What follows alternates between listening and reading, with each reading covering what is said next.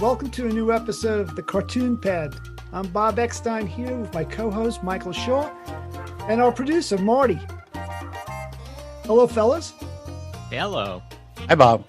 And the Hi, music Marty. and the music is by 11 Acorn Lane, friends of the show. And if you have a TV set or a radio, you've actually have heard their music before because they're a big Hollywood band for doing soundtracks. And their music appears on TV shows and movies. So shout out to them and thanks. Speaking of bands, I was noticing that the band Blondie is coming out with a graphic novel. I don't know if you saw this, but I was checking out, going to purchase it, and it comes out at $99 for the deluxe version. Who's drawing it? They have two different people drawing it. And I'm not familiar with them. I just know that there's two artists assigned to depict the biography and the whole history of the band Blondie. Fascinating. I mean, maybe it's in black and white. It's Blondie. I was just thinking, like, wow, graphic novels have really come a long way, and it's geared for children, I suppose, but then maybe just our generation who could afford the $99 price tag. Well, anyone who was into Debbie Harry is now retired and has some disposable income. So I'm sure that demographic has, plenty of cash to drop on a hot little graphic novel featuring their, the beautiful Debbie Harry. Oh, she's still beautiful. I saw her at a book fair not long ago, and I was assigned to illustrate her. She was speaking and I was live drawing the event. She was very compelling and very interesting.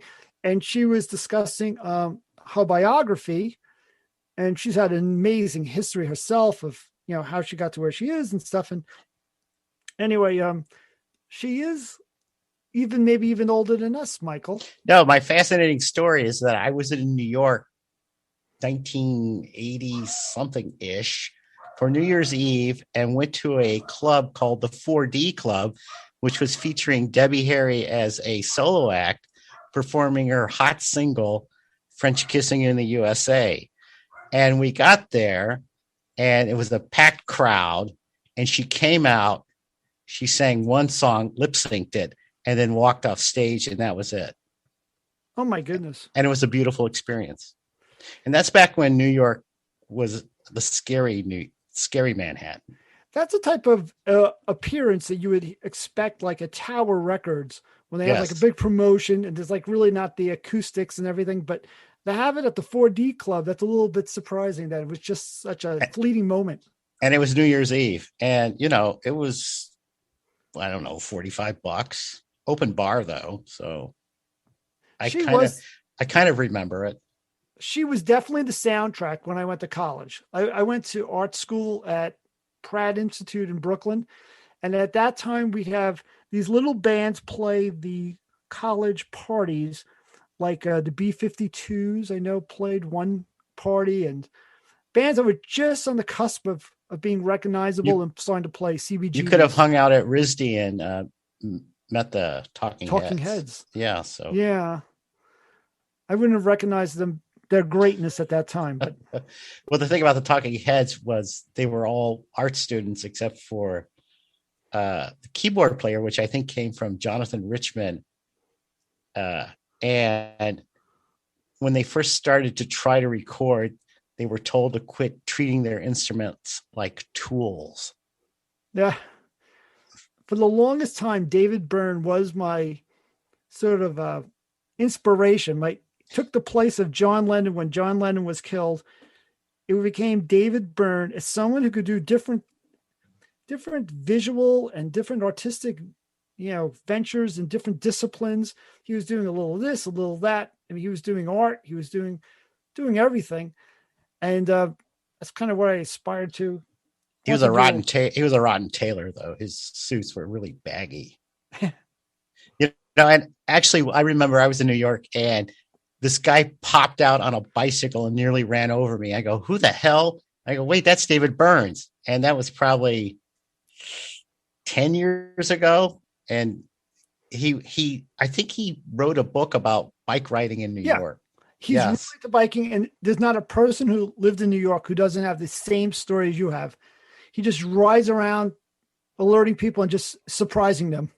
Yes, it's not a safe way to ride your bike, by the way. And I don't think he was wearing a helmet. So, No, he's into safety. I know he's into getting bike lanes in New York City. He's very involved in the legislation of like bike, freedom, and trying to get everyone to try to switch over. Well, I think a New York bike lane is where you can easily find a bicyclist to hit them. So you don't have to look for them. They're all organized for you along the side, along the street. Yeah. Thank you. Marty, I didn't get a chance to ask you, how's your day going? And let's talk to our producer. I love getting a rise out of Marty. That's my only goal in life. It is. If you're a car and you're looking for a bike to hit, they have a whole organized green lane for you to find them at your convenience. Exactly. My day's fine. I was going to say, when you were talking about the Blondie graphic novel for Blondie, is there going to be a Dagwood involved with his sandwiches? Blondie. There's a podcast that does a whole feature once a week about the Blondie strip and how sexy she is. The Blondie strip. Is that a club? They just pontificate on how beautifully drawn her calves are drawn. Blondie's on its like sixth artist now. My favorite being this guy named Stan Drake, who did this strip called The Heart of Juliet Jones, which had the most attractive women ever in the history of comic strips. But it was amazing because this guy could draw like Frank Frazetta. I mean, he could make women that were incredibly beautiful, but he drew Blondie. I mean, Blondie doesn't change. They've had 7, 8 artists, and Blondie looks like Blondie, and Dagwood looks like Dagwood. Unlike Nancy, who's, that strip has evolved. And Aunt Fritzy used to be the bomb, and now she's kind of toned it down. So, Blondie is eternal, both the band and the comic strip. It's interesting that Blondie created the super hot wife and kind of a dud husband balance that they created, like that comic strip made that. And then there was the Honeymooners, because it was like Jackie Gleason wasn't like this catch, but Alice was fetching. Yes. And then that went on to American television sitcoms, was always kind of this like Joe Schmo husband with this like super hot wife. And that was kind of like this American dream in the sitcom land, which, according to Jim, like you can name any sitcom from then to now that kind of took that. And maybe Blondie was the first formula where they made that, where it was kind of like, here's this ding dong husband and this knockout wife. What was interesting is the original Blondie concept was that Dag was sort of a upstanding citizen, and Blondie was a flapper. And and there was real concern whether this marriage was going to work. So this is very digressive, but if you ever watch the Blondie movies with Arthur Lake and Penny Singleton, and I talk about this at TV Guidance Counselor, another fine podcast. I thought I had a huge crush on Penny Singleton as Blondie. And I would just watch that show to worship her. And then one day I saw her real time in like a Miss America pageant at about Penny Singleton at 60. And I had no idea that people on television aged. And I had yes. My first crush, I think we all have a first crush when we were like small. So your crush was on the movie version of Blondie. Penny Singleton. And my first crush was on the movie version of Supergirl, which was Helen Slater. Ooh. Thank you. We lost Bob somewhere along the way. The views and expressions on this show, these are not exactly. I went to Catholic school and stuff, and I was totally suppressed. And then you have it the worst. I know in Catholic school. No, the whole feeling during class was fear of the nuns. Did you get rapped by a nun on the Sure, knuckles? they used to have a ruler, and they used to have your hands. Yeah, kept your hands out, and they would wrap you depending on the punishment. And if you pulled away, and you just like flinched at all, they would double the amount of swings they were going to take at your knuckles. What if you asked for more? May I have another? Yes. Then you were sent to the principal. I need discipline. Then you go to confession and say, "Forgive me, Father, for you have sinned." I remember one time I was in Mancroft's office at the New Yorker, and he goes, "I wanted to ask you, are you Catholic?" And I go, "Yes." And he said, "How do you think it affects your cartoons?" And he got into a discussion because he felt that there was something kind of holding me back. And I was talking just recently to two other cartoonists from the New Yorker who are notoriously Catholic with religious upbringings. One is Pat Burns, and the other is Matt Diffie. And the three of us have all have a sort of a kind of a religious background growing up. Pat actually has a brother who's a bishop. And it does affect our work. And the conversations you guys just had does make me blush. Can you hear me? We sure can. No, we can't. Yes, You cannot? We can. We cannot hear you. You sound great, Sam. We No, can. yes, we can hear you. This My Zoom head joke. explode. It's Zoom humor.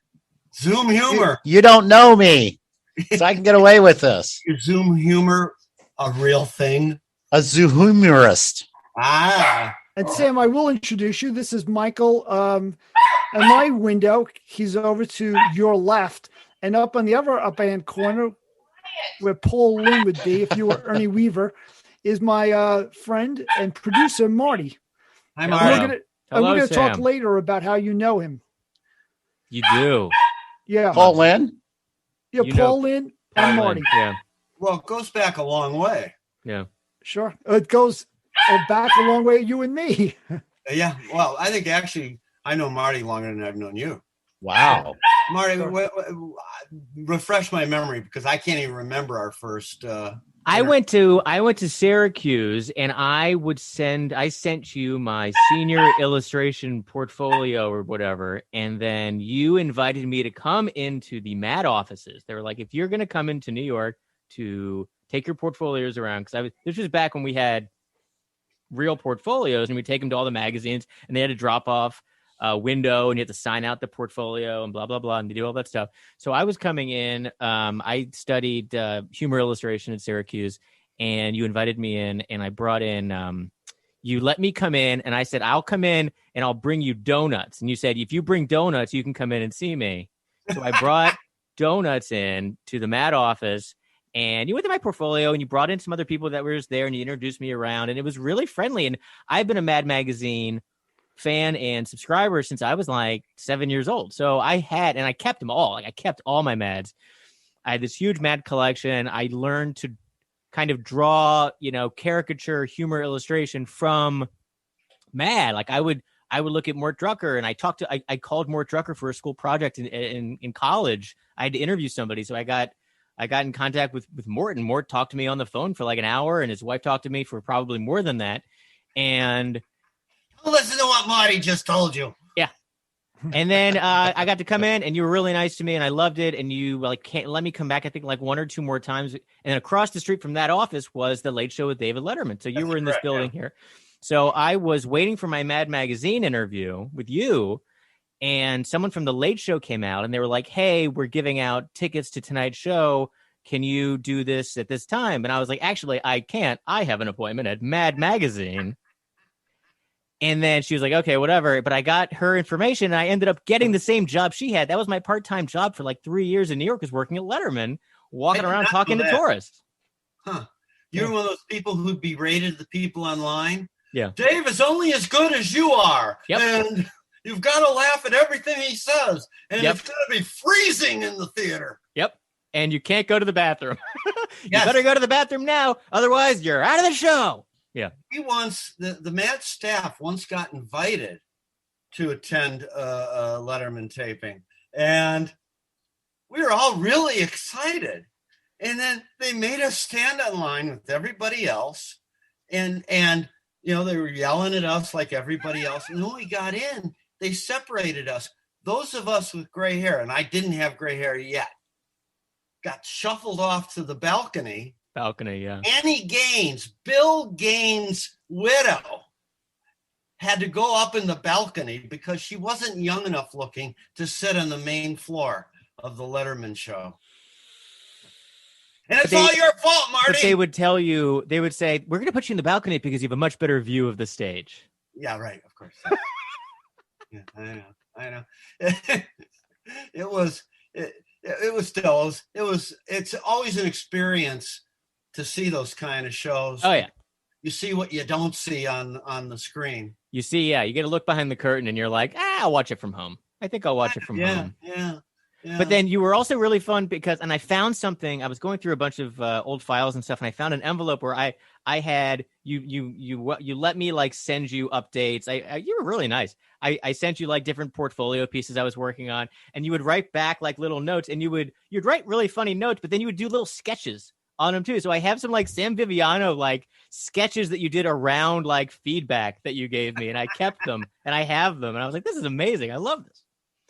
Were they on the official reply letter that I sent out? Yeah. I've actually seen a few people I wrote responses to post them online. Now, this is the rejection letter I got from MAD. Yeah. Great. I have like a file. Like I had, my New Yorker rejections. I had like, Newsweek, like all the different magazines. And I had my MAD magazine one, but that's like the one I cherish. I cherish the good publications that rejected me. I kept. Yeah. Well, and look what happened to you. Look what came of you. Oh, yeah, I did okay. He's the producer of our podcast. Oh, sure. By the way, do you guys mind if Marty and I just do the show together? And you guys Sam, come on. Quiet? Sam, I'm going to share how we met. You might know or not.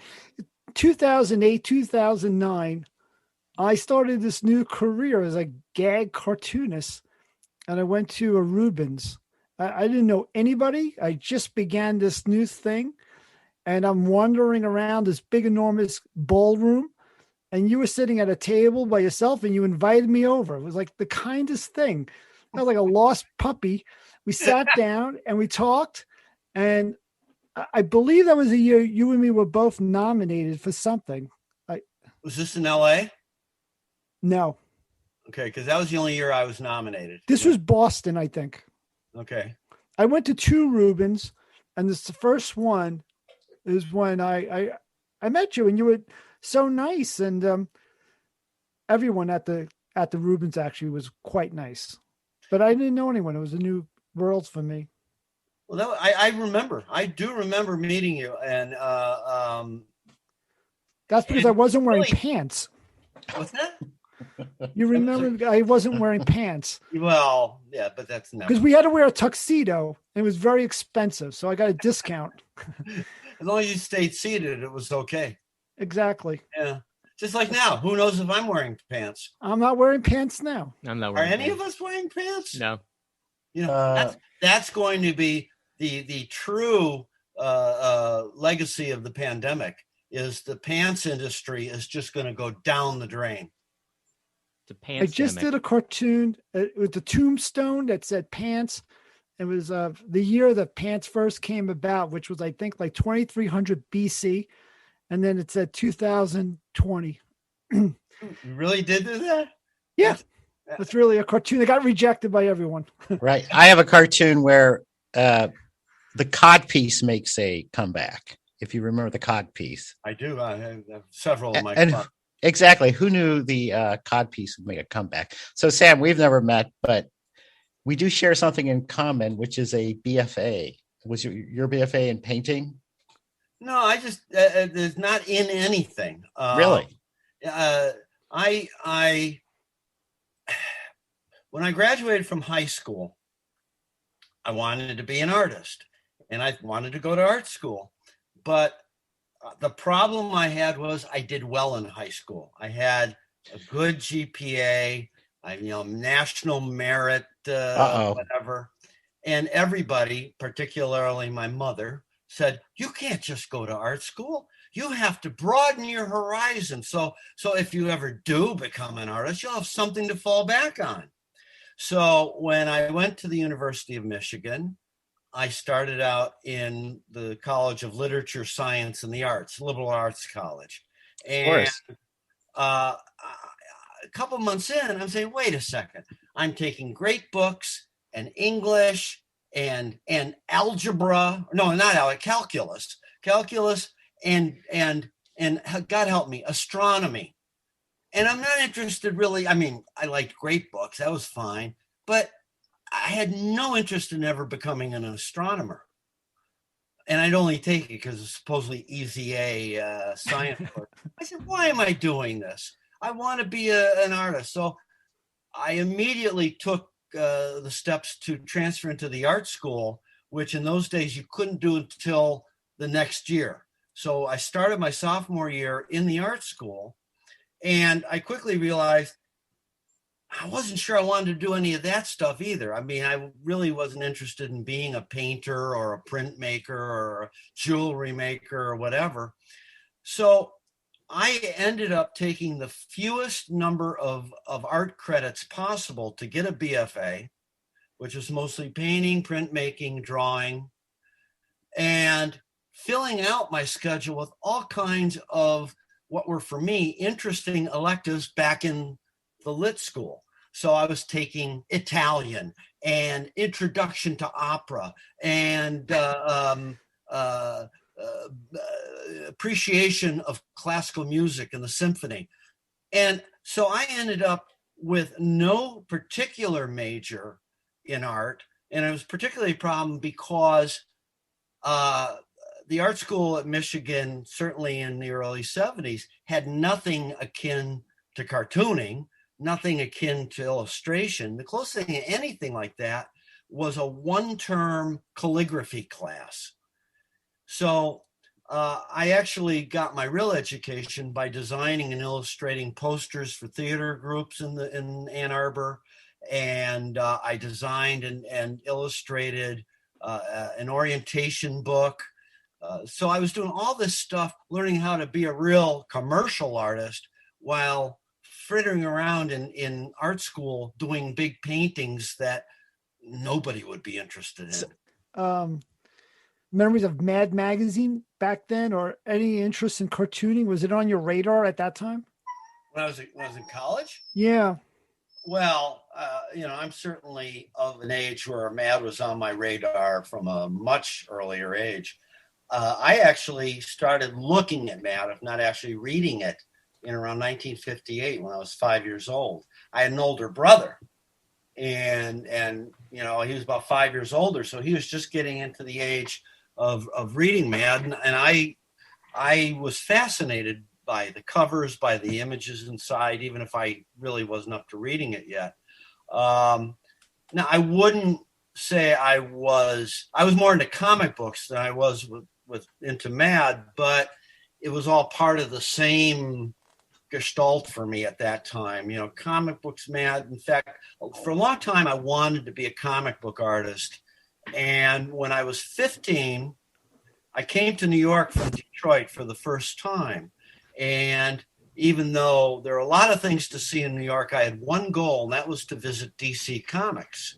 I had read that they gave tours of the offices. So I came to New York. I stayed with my Aunt Babe and Uncle Vince in Bay Ridge, Brooklyn. And I phoned the next morning. As soon as I got there, I called up and I said, hello. And says, what can I do for you? I said, well, I'd like to take one of the tours. And the operator said, oh, I'm sorry, honey. They don't give tours here anymore. Who did you want to speak with? And I said, well, I've always wanted to meet Carmine Infantino, who was at that point the editorial director. But, I had a long history as a comic book artist, and I grew up looking at his stuff with The Flash and Adam Strange and Batman. So I said, I'd really love to meet Carmine Infantino. Just a second, honey. Hello, who's this? I said, my name is Sam Viviano. This is Carmine. You want to come in today? I said, okay, 2:00. I'll see you then. That was it. So I got all dressed up. Blue sports jacket and a tie, because this is how people dress in New York, right? And I took the subway train. They were at 575 Lexington Avenue at that time. And I had one of those red rope portfolios with all my drawings of superheroes and a lot of Batman stuff. I think I even had drawings of my own superhero that I created called the Blue Flame. And I go up there. And that meant he was clean burning. Yeah, what? I said the Blue Flame meant he was clean burning. Clean burning, yes. When you get a blue flame, they didn't even know about clean power sources in those days. This is 1968. This was the year that the Detroit Tigers won the World Series. Well, I'm from St. Louis, so I'd rather not talk about it. And we played St. Louis that year. Yes, you did. Yeah. Awkward. Mickey Lolich beat Bob Gibson. I'd still take Gibson over Lolich. Thank you. Yeah. Gibson. Who would you rather have? He was a great pitcher. Anyhow, he was the first. Anyway, go ahead. And you're the guest. Infantino, and as far as I was concerned, he was about 10 feet tall and extremely powerful. And he's there in his shirt sleeves, open sleeve shirt, and he's going through my stuff in my red rope portfolio. And not bad. Hey, Neil, come here. Neil, take this kid somewhere and give him some advice. Now, Neil was Neil Adams. Wow. Now, in 1968, Neil Adams was equivalent to, Justin Bieber. He was the first real rock star in comic books. And he had just overturned the entire business within just a few years of starting there. So he brings me off to an office where there's an empty desk, but facing another desk with somebody working there. And this guy's working away. And he's going over my stuff. And he spends an entire hour with me telling me just how bad all my artwork is. I mean, you don't know how to draw feet. You don't know how to draw hands. You know how to. And I'm eating up every second of it. Because to have Neil Adams tell me how bad I drew was so much more satisfying than having my mother tell me how well I drew. Of course. So I was just on cloud nine. And I went home to Detroit when this was done, and I had to do something. So I drew 6 or 7 little cartoons of what it was like to visit. And I sent them in as a thank you. And about 3 months later, I get by registered mail a little letter in the mail from Dick Giordano, who was then a senior editor at DC, saying, "We found your cartoons so delightful, we decided to publish them in several issues. And please find enclosed a check for $40. Congratulations, you are now a pro." Wow. 15 years old. It's huge. And indeed, they had a 2-page spread, which is kind of like filler material that they ran in a few issues that they had a couple of empty pages in. And what comic? GI Combat. Ooh, Joe Kubert. The cover of that one is by Kubert. Yeah. Yes. And Secret Sergeant Six. Rock. No, it was, GI. That was Our Army at War. Was Sergeant Rock. I can't remember the lead feature in GI Combat. Secret Six and Captain Action, which was a comic based on a toy. Wow. So you were a DC guy, not a Marvel guy. Yeah, I was pretty much a DC guy. And, I finally, I was reading Marvel at that point, but to me, Marvel seemed a little slapdash next to DC. I kind of like the more precise look of the DC comics. But see, I was a total Jack the King Kirby man. Yeah. Well, I leaned into Kirby much later. I think if you ask me now who the greatest single comic artist of all time is, I'd have to say Kirby. Well, we talked about this earlier, but my first comic book crush was heavily into Sue Storm. Moving on into the movie, and Jessica Alba did her justice. Yeah, well, I can see that. Now, my crush was probably Alana from the Adam Strange stories and Mystery in Space, and they, of course, were drawn by Carmine Infantino. And I thought she was she was the cat's meow. The cat's pajamas. Yeah. And the meow. Yeah. So anyhow, so I kind of getting back to your question, Bob. I was a comic book guy, but then when I got into high school, I started just drawing, funny pictures of the teachers, and I remember I did a whole series of things. Our basketball team, we had actually a very good basketball team, and every week when we played a team, I do a flyer for it, and I created a character called the Pilot or Captain Pilot or something like that, because that was the name of our team, the Pilots. We were across the street from the Detroit City Airport, and the more I drew these, the more I was leaning in this direction. And even though I still had my heart in being a comic book artist, a kind of turning point came the second summer. The year after I went to New York, I went again. Now I'm 16 years old, and I have all my superhero drawings. This time I actually see Dick Giordano. He looks at all my stuff, and he stops, and he looks at me and says, "You should be drawing funny. You draw funny." And I wasn't sure what I had, because it was all superhero stuff that I showed him. I wasn't showing him my drawings of my teachers, but he saw through it. I think it was kind of like, if you look at Jack Davis's horror stories from EC Comics, they're always funny looking because Jack Davis always drew funny, no matter how seriously he tried to draw. So not that I'm Jack Davis, but it's the same kind of thing that I was not realizing, that no matter how hard I tried to draw real superheroes, they're going to come out funny. And by the time I got into college, I would say, I knew that I wanted to be a humorous illustrator. Sam, my friend Robert Layton, he's a New Yorker cartoonist, was saying that Robert. He was very excited to learn you're going to be on the show, because he used to write TV parodies for a magazine called Bananas. You worked for a couple of magazines in that vein, Dynamite, Zillions, and Bananas. And some of you out there will remember these growing up. These were sort of like People magazine for the teen set. Oh, yeah. And so you do remember Robert. That's great. Yeah, And I know he went on to a great career as a puzzle master. He was an editor at Puzzle Magazine for a while, and he's done all kinds. He's an impressive guy, actually. Now Dynamite and Bananas were both published by Scholastic magazines and featured in those Scholastic book club flyers that we always got in 4th and 5th grade every month. So they had kind of a captive audience. And there was a point where Dynamite was hugely successful. And I started working for both of those magazines in 1978. And Bananas magazine was for a little bit older. Dynamite was 4th and 5th graders, and Bananas was more like 7th and 8th graders. And both of them are a combination. Like I said, I thought People magazine is a good analogy. They had like celebrity articles and things, but then lots and lots of just kind of dopey humor things, especially Bananas.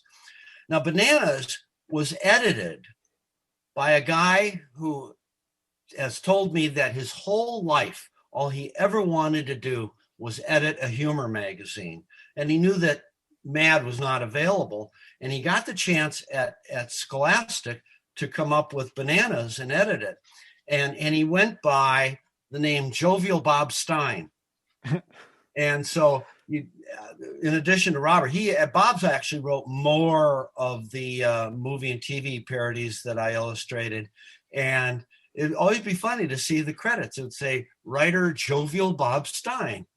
Now, after a number of years, and I think this goes into the late 80s, maybe early 90s, the sales of Bananas went down enough that Scholastic decided to kill the magazine.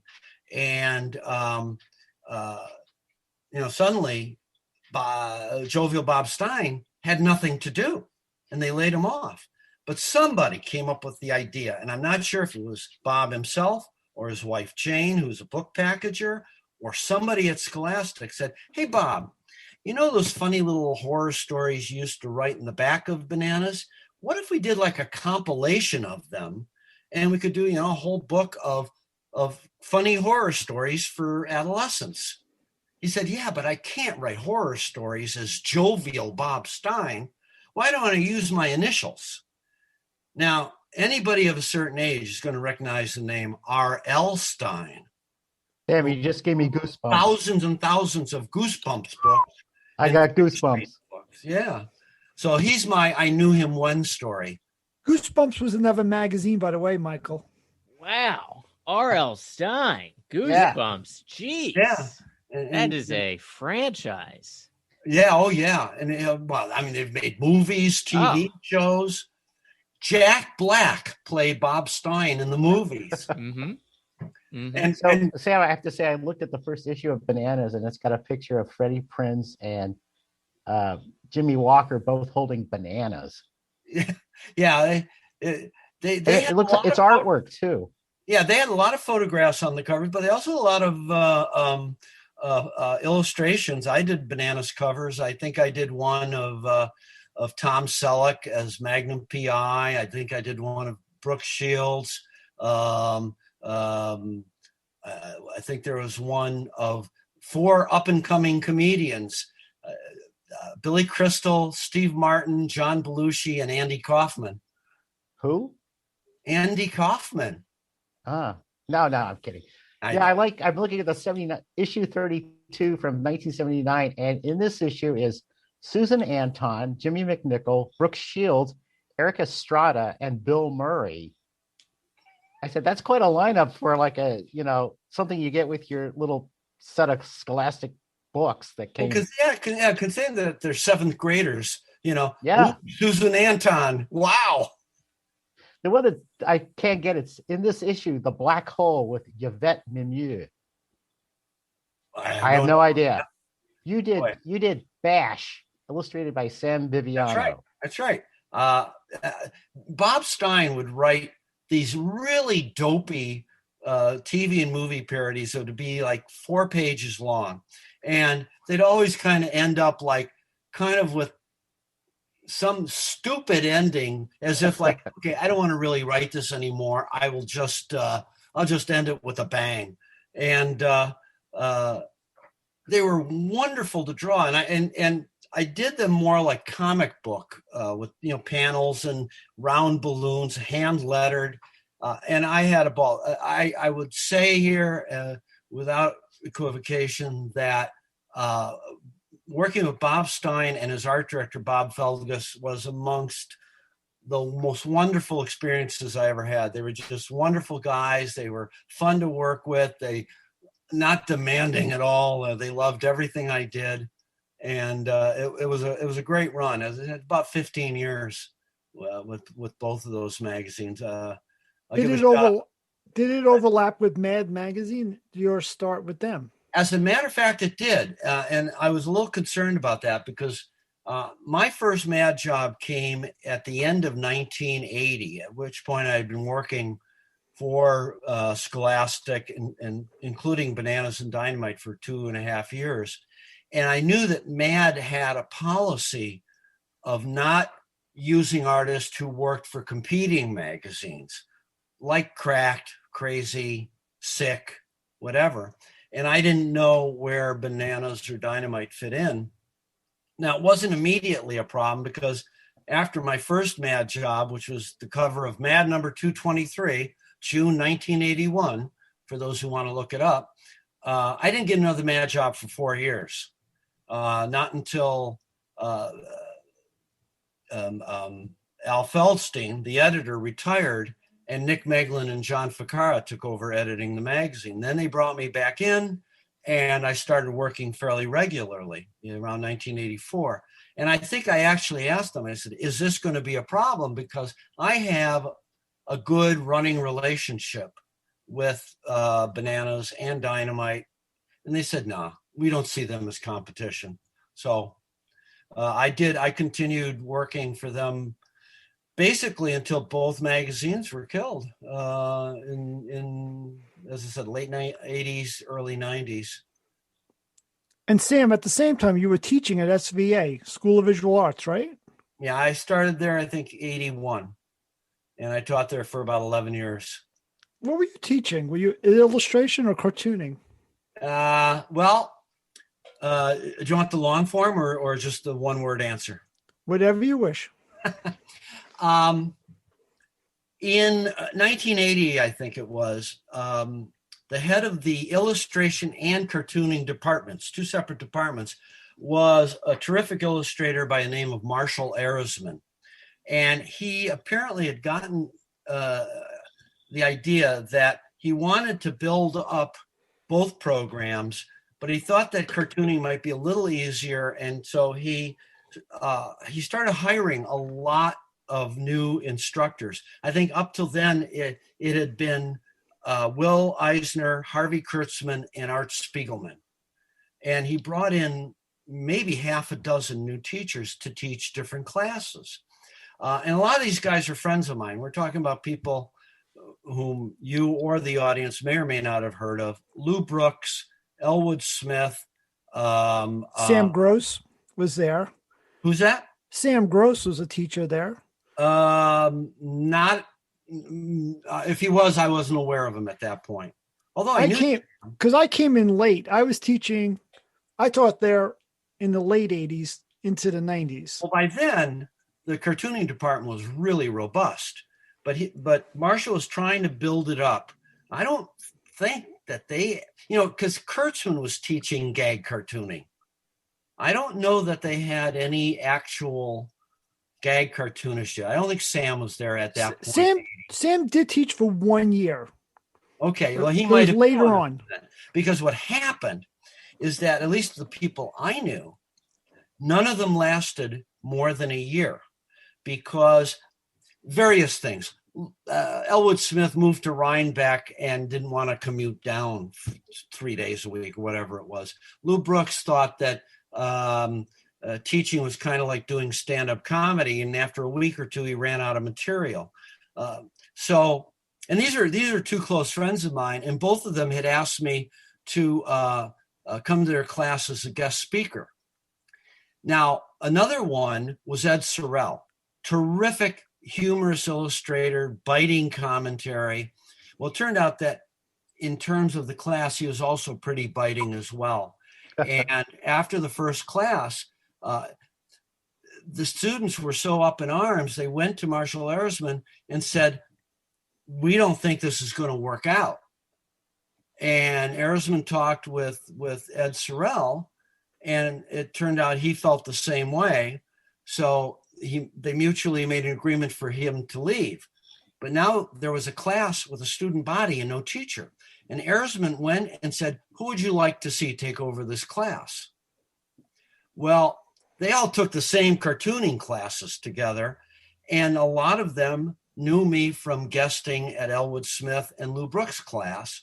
So they said my name. How about Sam Viviano? I don't think Marshall Arizman knew me from Adam. I think he had no idea at all who I was. But for some reason, he decided to take their suggestion. He called me up and said, "How'd you like to teach here?" And since I've been thinking about teaching after having those guest stints, I said, sure. The class I took over from Ed Sorrell was called Advanced Cartooning. And I realized almost immediately why he was unhappy. First of all, pretty much no one in the class was what I would have considered remotely advanced. They didn't know the difference between a dip pen and a roll of toilet paper. The second is they all had different ideas of what they wanted to do vis-a-vis cartooning. So I ended up turning the first semester of the class into a medium class. What is the difference between a dip pen and a rapidograph? What is the difference between bond paper and Bristol board and illustration board? And so we had some fairly involved assignments just so they could learn the various kinds of materials that were necessary back then, which of course no one on earth uses anymore now. The second term I turned into basically a set of 20 individual studies, because one student wanted to do editorial cartoons, one wanted to do comic books, one wanted to do children's books.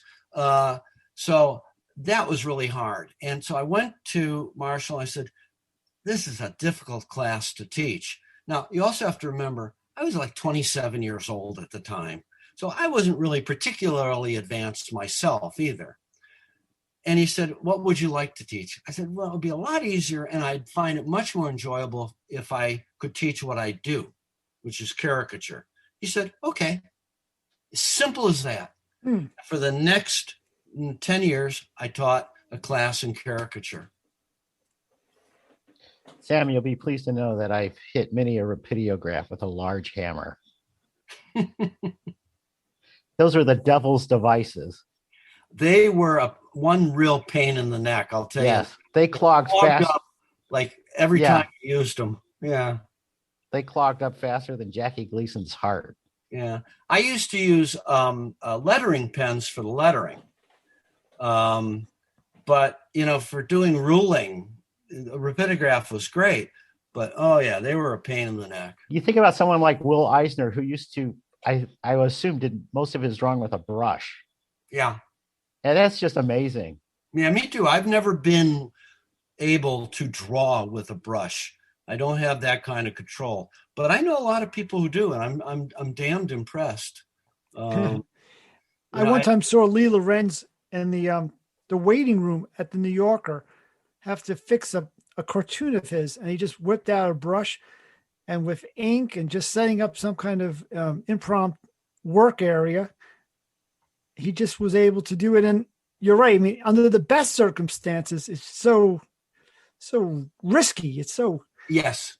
Yeah. You mentioned Lee Lorenz.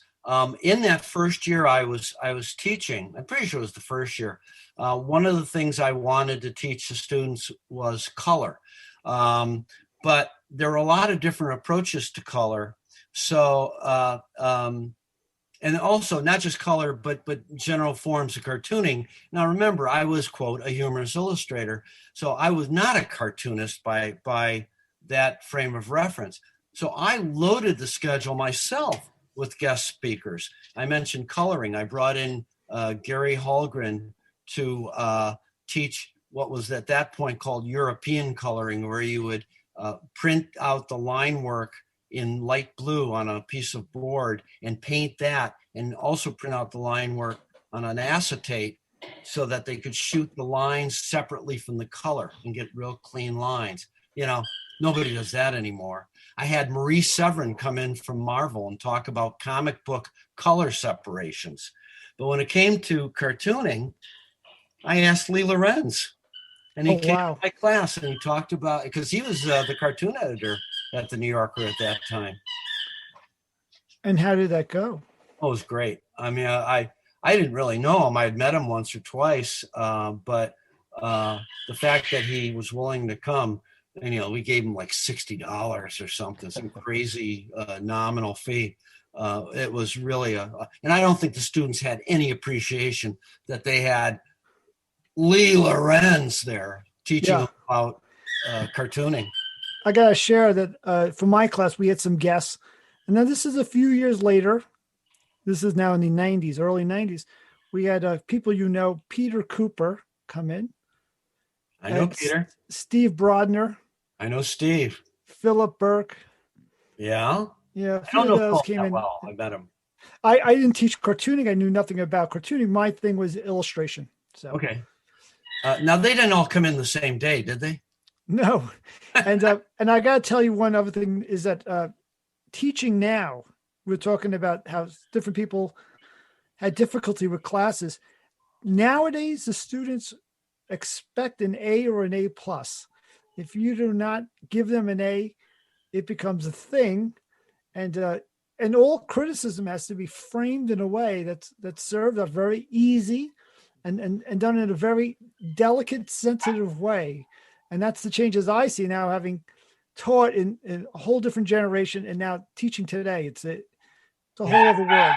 I don't think I could fit into that. When I was teaching, I've stayed in touch with a number of my students, and one of them said, "Oh, you were a real hard ass," and I never thought I was, but I had certain standards, and I said, you first of all, you have to do all the work. That's a sign, and secondly, you have to work at it. You can't just shuffle it off. And I want to see progress in you. And if I get all three of those things, I'll give you an A. If I get two of the three, you'll get a B. And I felt that it wasn't fair to the people who might have been mediocre talents, but worked damn hard and improved over the course of 8 months. It wasn't fair to them that I'd give somebody an A simply because they were talented, but didn't give a damn. And I actually had an experience where one student was actually doing a lot of professional work on the side. He was really, really good. I'm not going to mention a name, but I don't think that I could have really taught him anything, just given him an opportunity to do the work. And, he'd come in the first week with sketches for something that were really great. We'd have the critique and then I'd wait anxiously for the next week for them to bring in the finishes, and he wouldn't have it. Well, he was busy doing this assignment or doing this other job or doing this or that. And I said, I can't grade you on nothing. I can't, you bring it. At the end of the term, he was missing half a dozen assignments, and I gave him an incomplete. And I said, look, if you got the whole summer, if you bring me the assignments, I'll give you the grade you want because I know you're going to do good work. But I can't, it's not fair to somebody who did the work that I give you. Because he said, what if I bring in like the things I did for such and such magazine? I said, no, that was not the assignment. So Sam, why was he taking the class? He didn't even need it. Well, for credits, maybe. Yeah, I think people feel they need a degree, even when we all know that. So this was an undergraduate degree. Yeah, you got a BFA too. Wow. Yeah. Sam, what would you say to a student who said, "But I have 80,000 followers on Instagram"? I've actually had students who showed me the improvement they've had going viral. Yeah, relatively recently, I've started engaging in social media, but I have a great distrust of it because, and it's not just the flame wars where people are yelling at each other across the political divide and calling each other terrible names.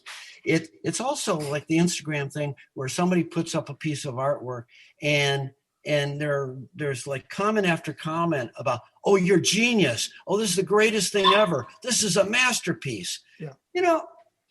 And now that I'm doing stuff, I get a little bit of that, and it just makes me very uncomfortable because, to me, it's kind of like I'd rather have Neil Adams tell me how bad I am than to have people who feel they've got to say something using kind of empty exemplaries. Well, change. Sam, stay away from podcasts. Yeah, man, it's poison. This was a very bad idea. Well, yeah. Oh, wait, Sam. By the way, I love your work. Sam, you're the greatest. Wait, Bob, you didn't do your intro. Do your intro now. Big emoji. I'm going to do the intro at the end, definitely, because it's really glowing. It's the outro. Sam, are you on Instagram? I am on Instagram as I think it's Sam_Viviano_illustrator. Okay. I'm on LinkedIn for anybody who wants that. I love LinkedIn. It's the sexiest platform out there. Yeah. And I think that's just the Sam Viviano. And I have a page for friends and family and things on Facebook. But I also have a Sam Viviano Illustrator page on Facebook for people to come see. You do any one of those because it's the same stuff every day. I put it on all the different platforms, one piece a day, Monday through Friday. And it might be a sketch I did last week. It might be a drawing I did for Bananas 40 years ago. Cool. I've noticed you've been putting up very interesting sketches from McDonald's napkins. So do you have a story about your McDonald's napkin sketches? I don't When know. did that start? Why McDonald's napkin sketch? Yeah, Sam, are you excited about the new chicken sandwich that came out today? I saw a sign for it today, and I said, maybe I should try that chicken sandwich. Do they have like a Cajun style? They have a spicy one. I want to know about the McRib. Where do you stand on the McRib? Well, it's funny. I found myself standing on a McRib Exactly. a while back. Really, they're very slippery. Yeah. Actually, my McDonald's experience is generally an English muffin and a cup of coffee every morning. Wow. So that's really where I go. You were asking about the napkins, though. I really, actually, up until the pandemic, I used to go to McDonald's every single morning. And when I worked at MAD for the 19 years there, I would stop in a McDonald's near the office.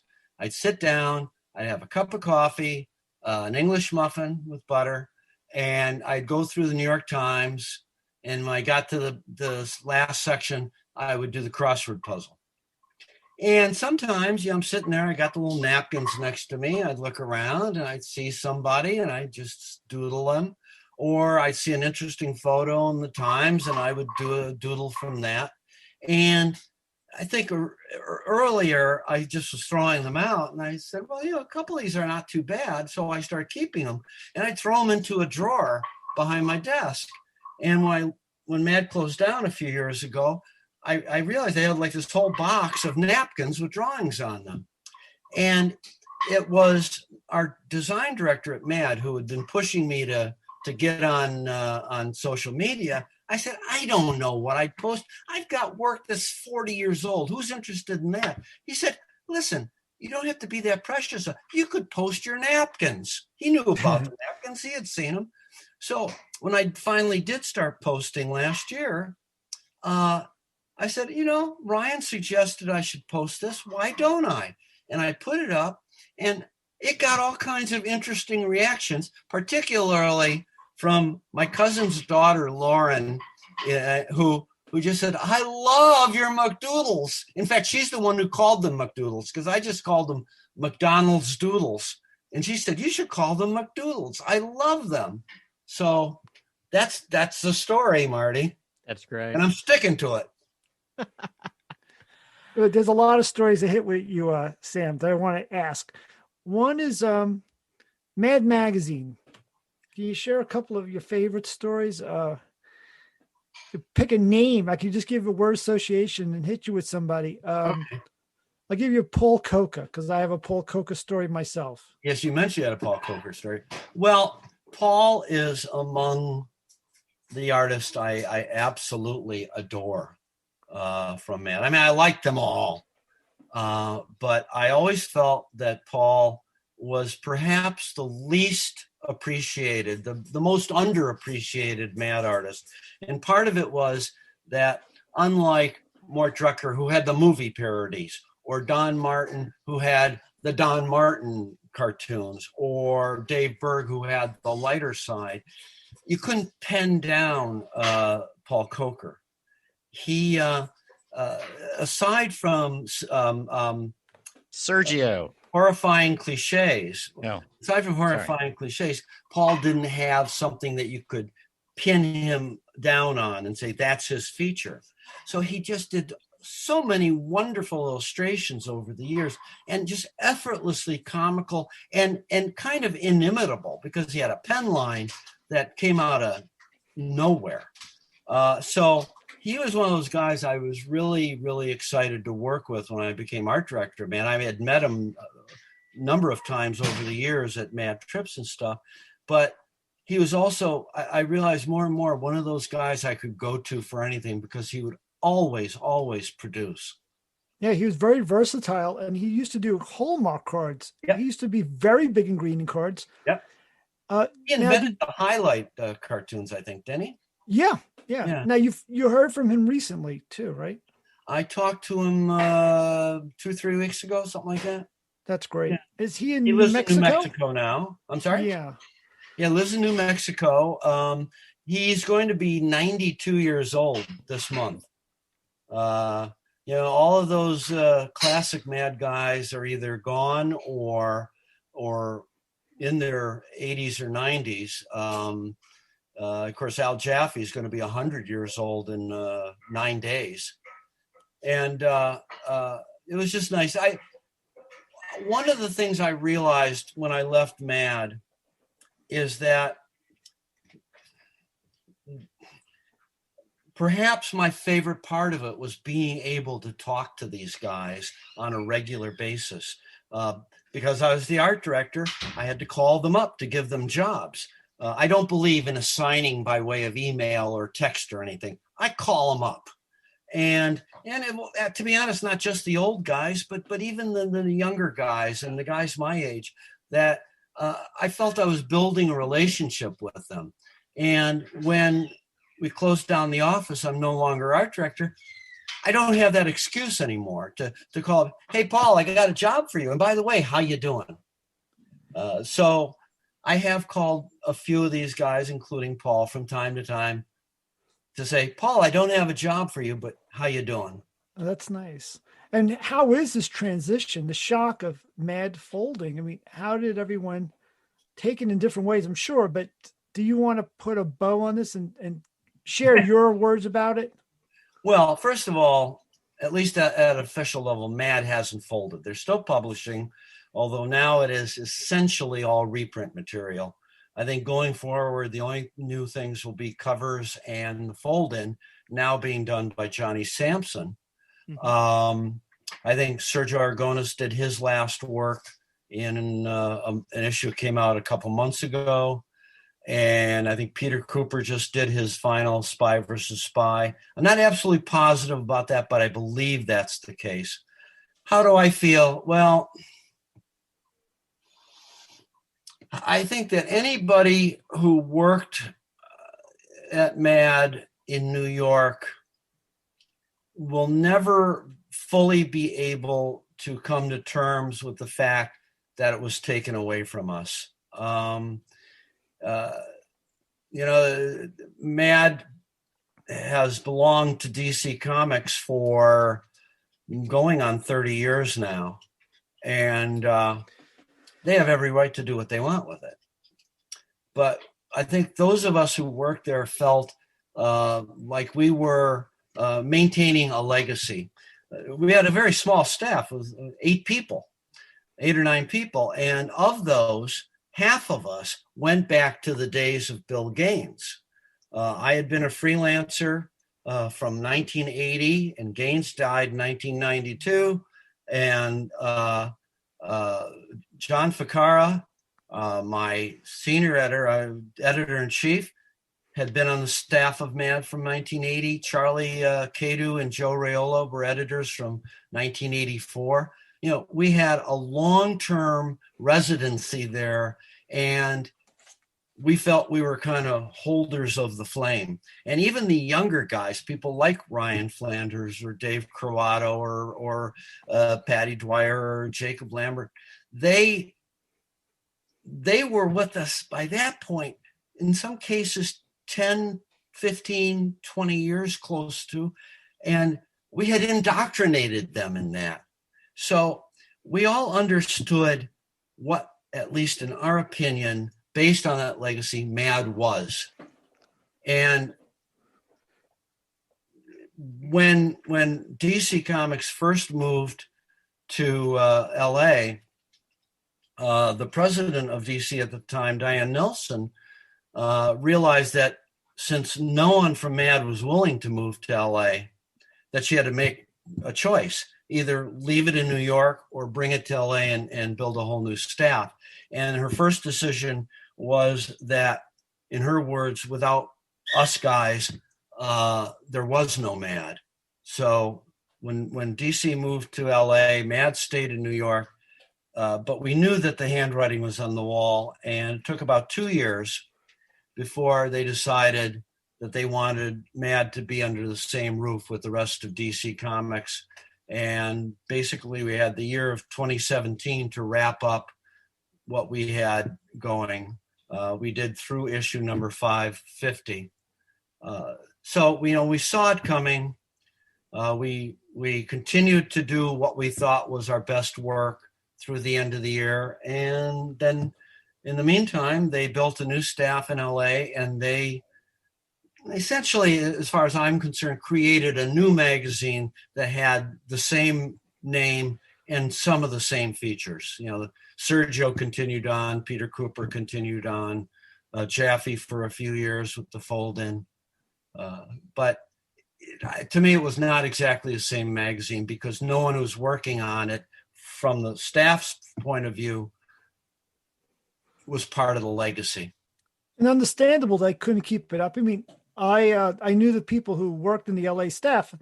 It's impossible for them to duplicate the same sensibilities that you guys knew. There's different age group. It's different everything. They weren't experienced, and I think they did the best job they could do under the circumstances, which were not easy.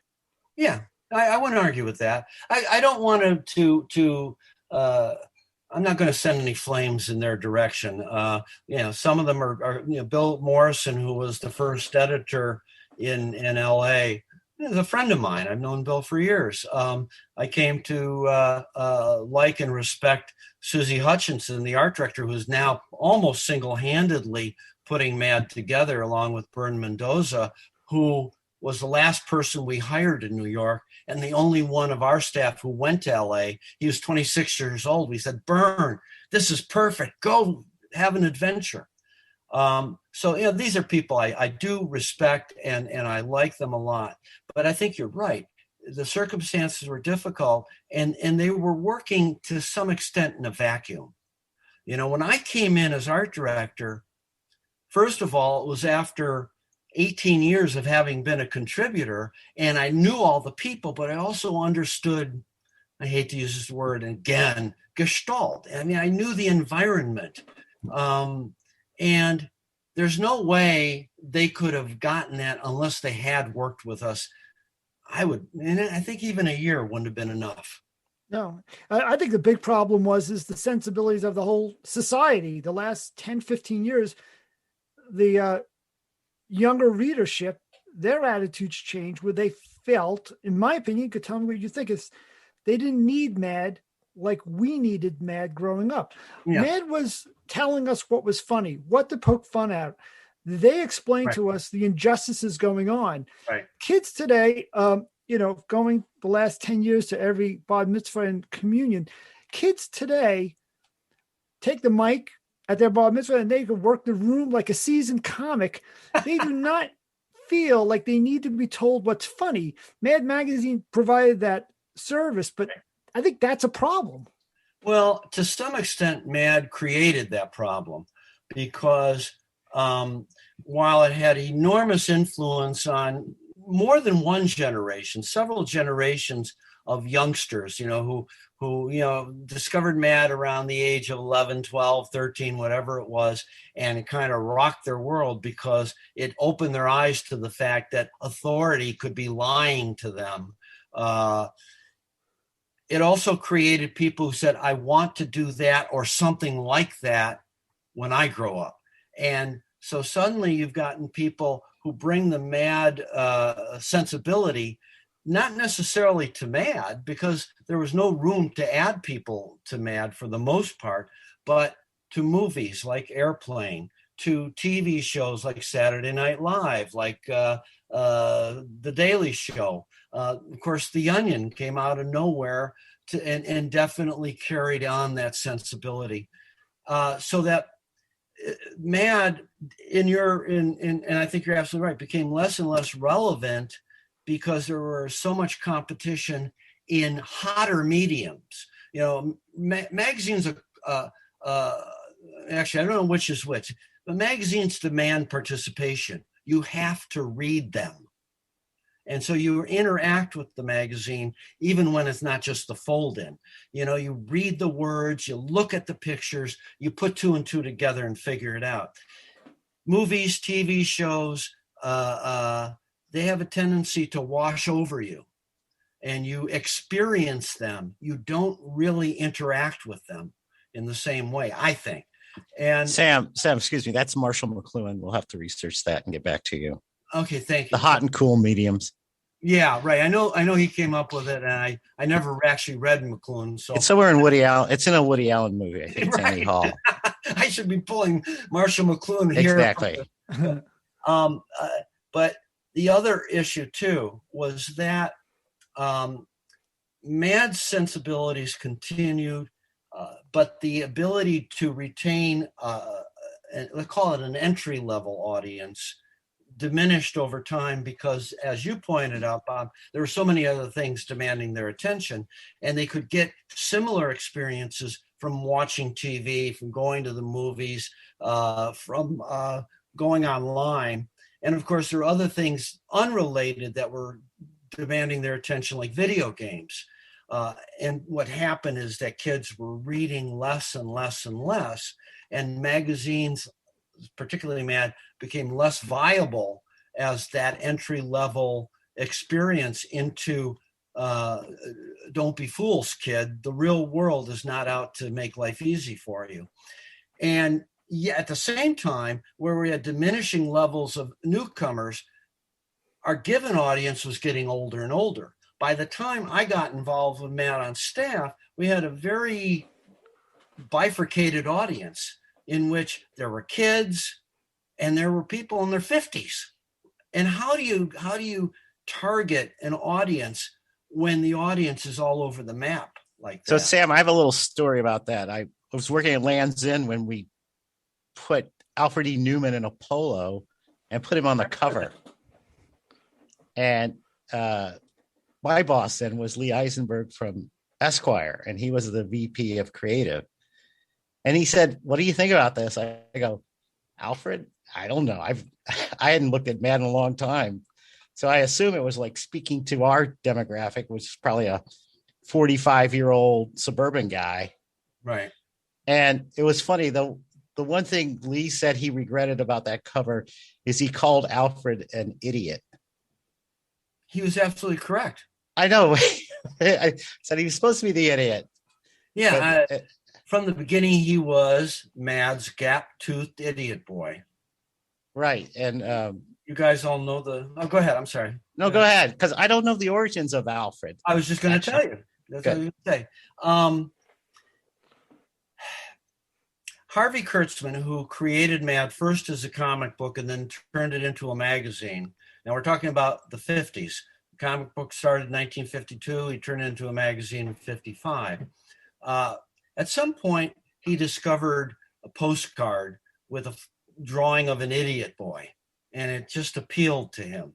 And he started running it as a kind of running gag throughout the magazine. The actual first appearance was on the cover of one of the comic books, which emulated those ads on the back covers of comics where you could buy X-ray specs and things like that. And he had and it was tiny, a row of masks that you could buy yourself. And it was a Hitler mask and a Mussolini mask.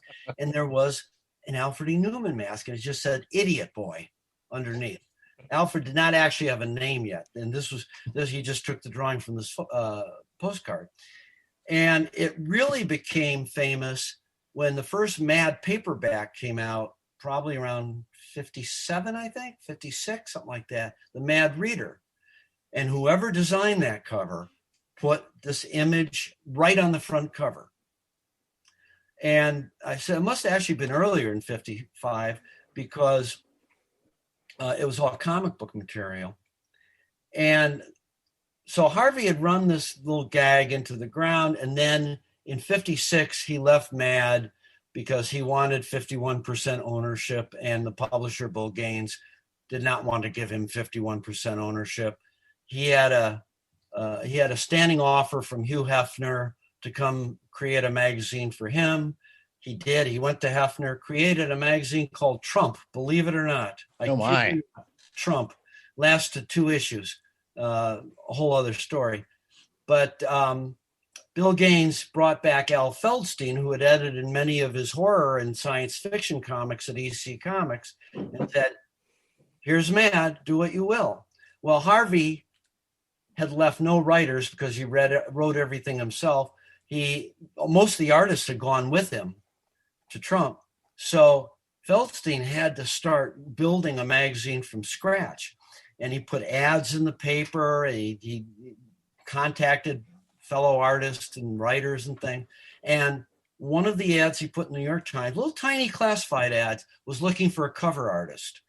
And a 60-year-old artist who had just retired from a very, very long career as an advertising illustrator, a guy named Norman Mingo, said, this is a good way to make some chump change in my retirement and do a cover for a kids magazine. And the very first cover he did was to paint the portrait that Feldstein asked him to do of this idiot boy. And he said, what I want is not a direct copy of what's on the postcard, but I want you to reimagine it. So this is our official mascot. So on the cover of MAD number 30 in 1956 is the official portrait of Alfred E. Neuman, from which every single picture of Alfred E. Neuman comes. Every one, at least legitimate, is copied from Mingo's original. And Mingo, of course, went on to copy his own portrait for the next 25 years as MAD's primary cover artist. Now, when Norman Mingo died, that played a role in your... That's right. Can I get to that in a second? Please. Yeah, okay. Sorry. So Alfred became associated with MAD, but remember, it did originally come, at least from Harvey Kurtzman's point of view, from these postcards. And one of the publishers of these postcards decided to sue MAD because they said, this is our material. It's copyrighted. You can't copy us. We're going to sue you for all you're worth. Bill Gaines got his vast legal mechanism, Jack Albert, to undertake this suit. And what Jack did was he went back and investigated the origins of the idiot boy. And he found that they went far back before those postcards. And he was able to trace them back to a dentist in Topeka, Kansas, at the turn of the 20th century, a guy named Dr. Romaine, who featured this little redheaded boy, tousled red hair, freckles, big smile, missing a tooth, saying, "Ma, it didn't hurt a bit. Why should I worry? I go to Dr. Romaine, Painless Romaine in Topeka, Kansas." And MAD won the suit. Now, subsequent to that, and much more recently, thanks to the internet and the kind of obsessive fandom that MAD has, the actual origins trace back 20, 30, even 40 years before Dr. Romaine, back to New York, where the idiot boy, who was actually more of a rapscallion, was featured on promotions for theatrical productions about Irish immigrant kids. Oh, Lord. The bad boy. Rapscallion boy's a little kinder than idiot boy. Right. Well, they were, See, they weren't really, it was just naughty kid. And there was one particular, it was a guy in his 30s who was playing a 12-year-old boy and getting into all kinds of hijinks. And on that ad, you see the very face from which the painting used for Dr. Romaine was taken. And then if you do real research, and a lot of people have done this, and including Craig Yohe, who's a comics historian and publisher, have found dozens and dozens of versions of this character. What year was that? That might have been as early as the 1860s, definitely by the 1880s. And because it was about the influx of Irish immigration. I'm glad to see he was a fine Irish lad. Yeah. Alfred can be traced back. I think Alfred is like the Jewish equivalent of an Irish naughty boy. Because let's face it, all the people who were working on him in those early years tended to be immigrant kids or kids from immigrant families from the boroughs, mostly European Jews. And so it's fascinating because you can see how there are a whole variety of basic young kids, missing tooth, freckles, tousled red hair, and they all seem to lead up to that 1956 painting by Norman Mingo. And now, if you will, I'll get on to the other story. Remember, I told you, Bob, that all you had to do was ask a question and then you couldn't stop me. You're off. Okay, so Mingo died in 1980. Now, I first came to MAD in 1976. I had just come to New York from Michigan, and I had a portfolio full of stuff, most of it humorous. And I was going around to ad agencies and publishers, and invariably they said, you should take your stuff to MAD. And I said, okay. So I called up MAD and I talked to the art director, John Putnam. And Putnam said, well, to be honest, MAD's a closed shop. We have all the artists we need. You know, the way it works is they got a job, they deliver it. The day they deliver it, we give them another job. And everybody's busy, and there's more than enough pages to fill the magazine. We don't need anybody else. But if you want to come up and pay a social call, be my guest. So I took him at his word. I went over there in my portfolio. I had upgraded now to a leather portfolio from my little red rope thing. And Putnam looked at it, and his production guy, Lenny Brenner, looked at it, and Nick Meglin, the editor, looked at it. They're all very, very complimentary. But same thing they said is, we're a closed shop. You know, we just don't need anybody else. Over the next few years, I would run into one or another of them, primarily Meglin. I never tried to get more work because they had made it clear. That's when I started doing work for Scholastic, and I got advertising work. And in 1980, Norman Mingo died, and John Putnam, the art director, died. So I think Feldstein started to see, in some ways, the handwriting on the wall, that you had to begin to replenish the talent, or else you're going to end up with people who were unable to do the work because they were dead. So Meglin and Ficarra. Meglin knew my work because he had seen it when I brought it to the office. And John Ficarra, who had just joined the MAD staff as an assistant editor, knew my work because he had written for Dynamite and Bananas. Mm. They both kind of pitched me to Feldstein as someone who could do a cover. So I get a call. This is right the day after Thanksgiving, 1980. I get a call. It's Al Feldstein. You want to do a cover? I'm 27 years old. I said, are you kidding? He said, no, come on in and I'll show you what we have in mind. So I went in. He had a little sketch on a tiny piece of yellow paper that he had drawn himself. It was J.R. Ewing from Dallas, and they'd had this big storyline about J.R. Ewing got shot, and who done it, who shot J.R., and it was a big thing for a while. And interestingly enough, by the time I got this call from Feldstein, the mystery had already been resolved, but that didn't stop them. They wanted to run it as a cover. So what am I going to say? No. I mean, so I did it, and that was my first job for MAD. It was J.R. Ewing with a gun to his ear, and coming out the other end was a little flag. Those guns that shoot the little flags, and it said "Ech," the MAD standby word, with a little caricature of Alfred, drawing of Alfred. Not a complicated cover, but I was nervous as hell doing it. In fact, I did it twice.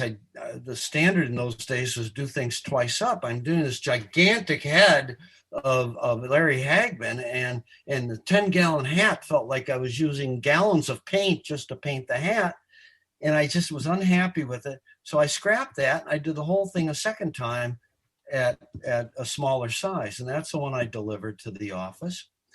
It appeared, as I mentioned earlier, in the June 1981 issue, which as I understand, did not sell particularly well, at least not by the standards of 1981. It's also possible that Al Feldstein was uncomfortable working with new artists because he'd been working with the same group, the usual gang of idiots, for years and years and years.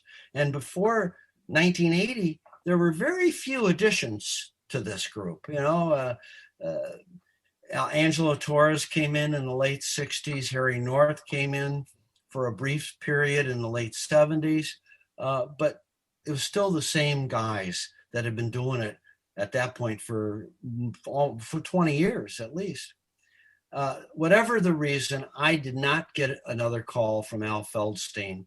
And then he retired 4 years later. And Meglin and Ficarra took over. And I think they felt I deserved another chance. And they gave me a movie parody inside the magazine. I got to do a 3-page parody of Ghostbusters. Sam, I blame Larry. You about what? I blame Larry. You blame Larry. It was Hagman's fault. Hagman, well. Yeah, come on. Yeah. Well, he was a difficult guy to work with. It's a People magazine. Yeah, he done a few shots. You remember that he had a standing policy not to say a word, not to talk at all on Sundays. That's because he hadn't woken up from Saturday yet. Well, maybe not. Maybe that's the case. But he apparently was a real character. Sam, did you know how much you were going to get paid for the cover, or that was irrelevant at the time? Well, probably wouldn't have mattered. I'm sure I asked him what the budget was. And I'm pretty sure that what I got was not what they were regularly paying for covers at the time. That, was kind of a tryout rate for me. It's amazing how the rates for magazine covers went down. Money. I'm sorry? It's amazing how the rates for magazine covers have gone down. Oh, well, it's not a new phenomenon. I was an active illustrator throughout the late 70s, all through the 80s, and pretty much the entire 90s. So over 2 decades. And the most constant gripe from the people I knew, and much of that time I was active in the Graphic Artists Guild, so I did talk to a lot of illustrators, that rates then had not risen, or in some cases had gone down, since the real glory days of magazine illustration in the 40s and 50s. So we were complaining, believe it or not, 40 years ago. Wow. How bad the rates were. Wow. What, among my illustration friends, the illustration god in our circle was always Bob Clark. Do you have any Bob Clark stories? I knew Bob. Bob was not the most heralded of MAD's illustrators, partially because, like Paul Coker, he did not have a single feature. Bob was a great jack of all trades as an illustrator. Unlike a lot of the MAD artists, he did not come from a background of comic books. He came from the world of advertising. And in fact, when I was still schlepping my portfolio around in the late 70s and early 80s, I used to drop by an ad agency, and I would see Bob Clark's portfolio because he was schlepping his work around to do storyboards and animatics. So he was very skilled in terms of media, in terms of styles, and he could do all kinds of different things. But it meant that he had not as much of a singular visual personality within the pages of MAD as, say, someone like Don Martin or Mort Drucker. But they always called on him for the kind of thing where it was like, well, we need somebody who can paint a realistic soup can. We need somebody who can do a goof on Dr. Seuss. We need somebody who can do a whole Babar parody. And Bob could always do that kind of stuff. And so when Antonio Prohias, who created Spy versus Spy, decided to retire in the mid-'80s, Bob Clark took over Spy versus Spy because he could do a passable imitation of Prohias' style. Wow.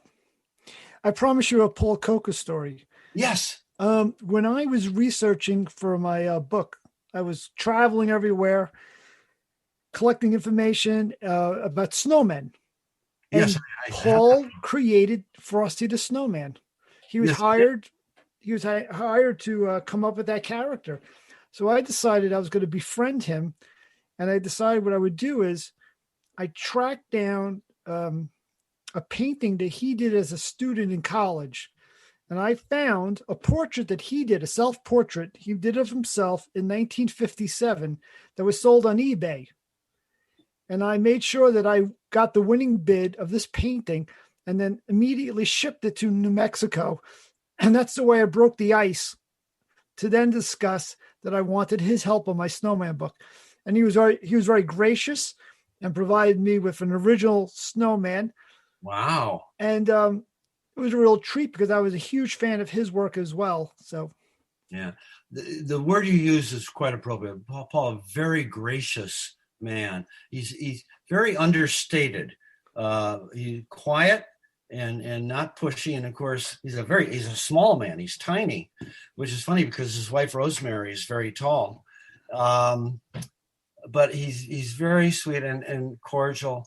And he is something that not all cartoonists are. He's a great designer as well, in terms of he designs not just the illustrations, but he understands how they fit into a layout in a way not all illustrators do. So yeah, I knew about Paul. You had mentioned earlier that he worked for Hallmark for a long time because, of course, he's a native Kansan, and he lived in Kansas City for a long time. I said, yeah, he was a native Kansan, and he moved to Kansas City, Missouri. Yep. But he also had that gig with I know it's a tongue twister. Yeah, Raskins and something. And they did a lot of projects together, actually. Yeah, he also did Rudolph the Red-Nosed Reindeer with them. Yeah, and Sam, would you agree that his originals and the work for those series look more beautiful in person? The originals were great, but didn't always translate when it went to the animators because the animators had to simplify, and it took away the spit in his work. Yeah.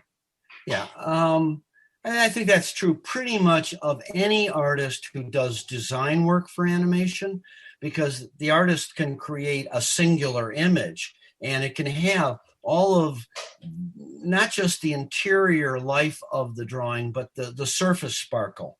Yep. When you have to do drawing after drawing after drawing after drawing, as animation demands, it does have to be simplified. So the quirky line work of Paul Coker gets lost. But I think some of the interior charm still remained. Sure. Yeah, absolutely. I'm just saying, though, that when you get a chance to have a Bob Clark original in front of you or a Paul Coker original, it really has magic to it. It really is something. Give me a half a second here. No problem. I'm still here. Don't worry. Marty, any feedback for us? Do you have any? Nope. You were speaking about a Paul Coker chair. Look at this. Is that visible? It sure is. You can bring it even a little closer. Yeah. Okay. Well, this way. Okay. Now this is an illustration for a subscription ad in MAD from the 1960s. And it printed about like half an inch by a half an inch in the letters pages of the magazine. It is just, and I can know there are reflections from my monitor, so you can't really see, but the elaborate design work on the covering on top of the elephant, the detailing of the little thing that the Raja is in at the top. I mean, it's just a gorgeous, gorgeous piece of work. And the interesting thing is that Paul, unlike some artists, and you know, I'm not, the other artists I think have a right to, but Paul is never precious about his artwork. He is never one of those ones who was demanding about, you be you take care of my artwork and send it back because it's really valuable. I mean, sometimes when he sent his artwork to us at MAD, he would fold it in half. So it would fit into an envelope. So, he was generous enough to give me that piece. And it's on my wall here. I've loved this piece because it was one of those things that was in our flat files. And I called him up. I said, "You want this piece of art back?" And I said, "Well, better yet, how much do you want for it?" And he says, "Oh, take it. A relationship is worth more than that." And so, how can I not love the guy? Absolutely. As art director, did you ever find it an issue as the years went on, wearing the art director hat, getting your illustrators to be disciplined the way the old timers seem to be, and have that same work ethic? I think that in general, that was not a problem that we had. I think that most of the artists we took on in the latter day years, particularly anybody who lasted more than one or two shots, they understood our demands, they understood our needs, and they had the work ethic. In some cases, in spades, Mark Fredrickson, who is an amazing illustrator who lives in the Upper Peninsula of Michigan, although when we started working together, he was still living in Tucson, Arizona. Mark is, next to Paul Coker or Al Jaffe, a younger artist. And he did our covers. He was our primary cover artist for probably about 15 years before we left New York. And Mark was the kind of guy who, once he started on the job, was relentless. And not just, he was relentless in terms of trying to achieve perfection. And, we worked very closely together. I would be sending him either sketches or comps. Sometimes I would actually kind of build the comp in Photoshop to give him a sense of what the final cover could look like. And once he started working on it, he would be sending me work in progress, occasionally like on an hourly basis. And he'd be calling me up and said, "I got an idea." And I'd say, "Okay, sure, try it." He sent it to me. And sometimes it'd be great. Sometimes it was like veering off from what we wanted to do with the cover. And I'd have to say, "No, I think you need to stick closer to the sketch we sent you." But it would go on and on and on with him. And I wish I had it here. We had one cover that I think was John Ficara's idea. And it was during when they had the oil spill in the Gulf of Mexico. And the idea was that basically you had the seashore, and the vast majority of the cover was this oil slick kind of going onto the shore. And then there in the lower corner was Alfred E. Newman in a lawn chair sunning himself. And I did a kind of comp for this, and I sent it to Mark. And the first thing he said, "Well, I have another approach to doing this cover. Can I send it to you?" I said, "Sure." And he did like a full blown, he like paints on Photoshop. All of his work was totally digital at this point. He had been, at a very young age, a legendary airbrush artist. And at some point he had decided he had tired of airbrush. He was tired of breathing in the fumes. And he went to California and sat at the foot of an artist whose name I don't remember, who was like his Photoshop guru. And he learned everything about Photoshop, never touched an airbrush again. So by the point that he was doing this cover, his sketches were actually Photoshop paintings. And he sent me his thing, which was totally different than the sketch I sent him. And I said, "Mark," I said, "no, it's not working. You have to go back." So then he sent me something, and it was this beautiful oil slick and this wonderful Alfred. And he said, "But I want to work on it further because I have some ideas about how the oil slick can be made to work better." And over like a half a week, Tuesday, Wednesday, Thursday, I'm getting stuff from him every hour, every 2 hours, phone calls from him.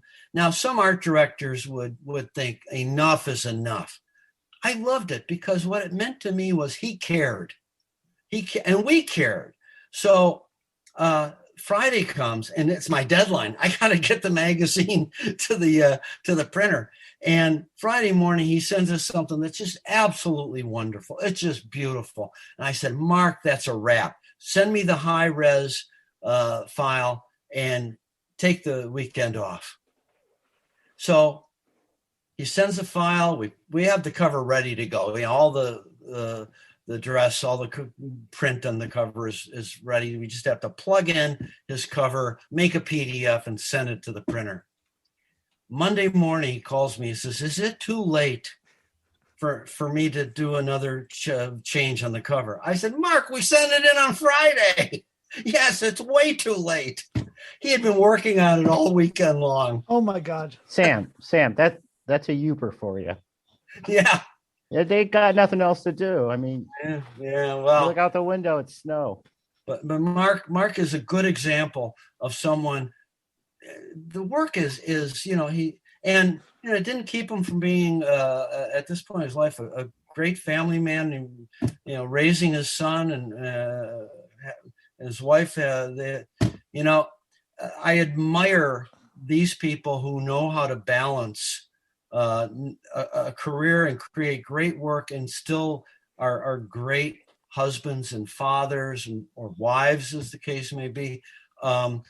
Mort Drucker was another good example of that. Mort, all the great work he did, for the most part, insisted that his work be banker's hours so that he could take time with his family at dinner time. Occasionally, if he had to meet a deadline, he'd work in the evening and into the night. But he tried to get all of his work done during business hours. And Mark was an intense artist. I mean, it reminded me of a little bit of Chuck Close. All of a sudden, that ushered in a new look for MAD. That was really, really great detail. All of a sudden. You don't know Jackson? I'm sorry? I didn't hear if you said Mort or Mark. No, I was saying Mark. Mark Frederickson? Mark yeah, his work reminded me a little of Chuck Close. And he was the first person really very, like a fine artist. Oh, yeah. Oh, I think so. Yeah. He, and it's really amazing because he's working in Photoshop and doing such amazing detail, much of which would never be caught by a reader seeing the printed page. He did a number of covers for us that to this day just blow me away. Yeah. Yeah. I can picture him now. Some with Alfred E. Newman skateboarding was one amazing perspective of ultra detail. Talking about, right. Yeah. I have a question.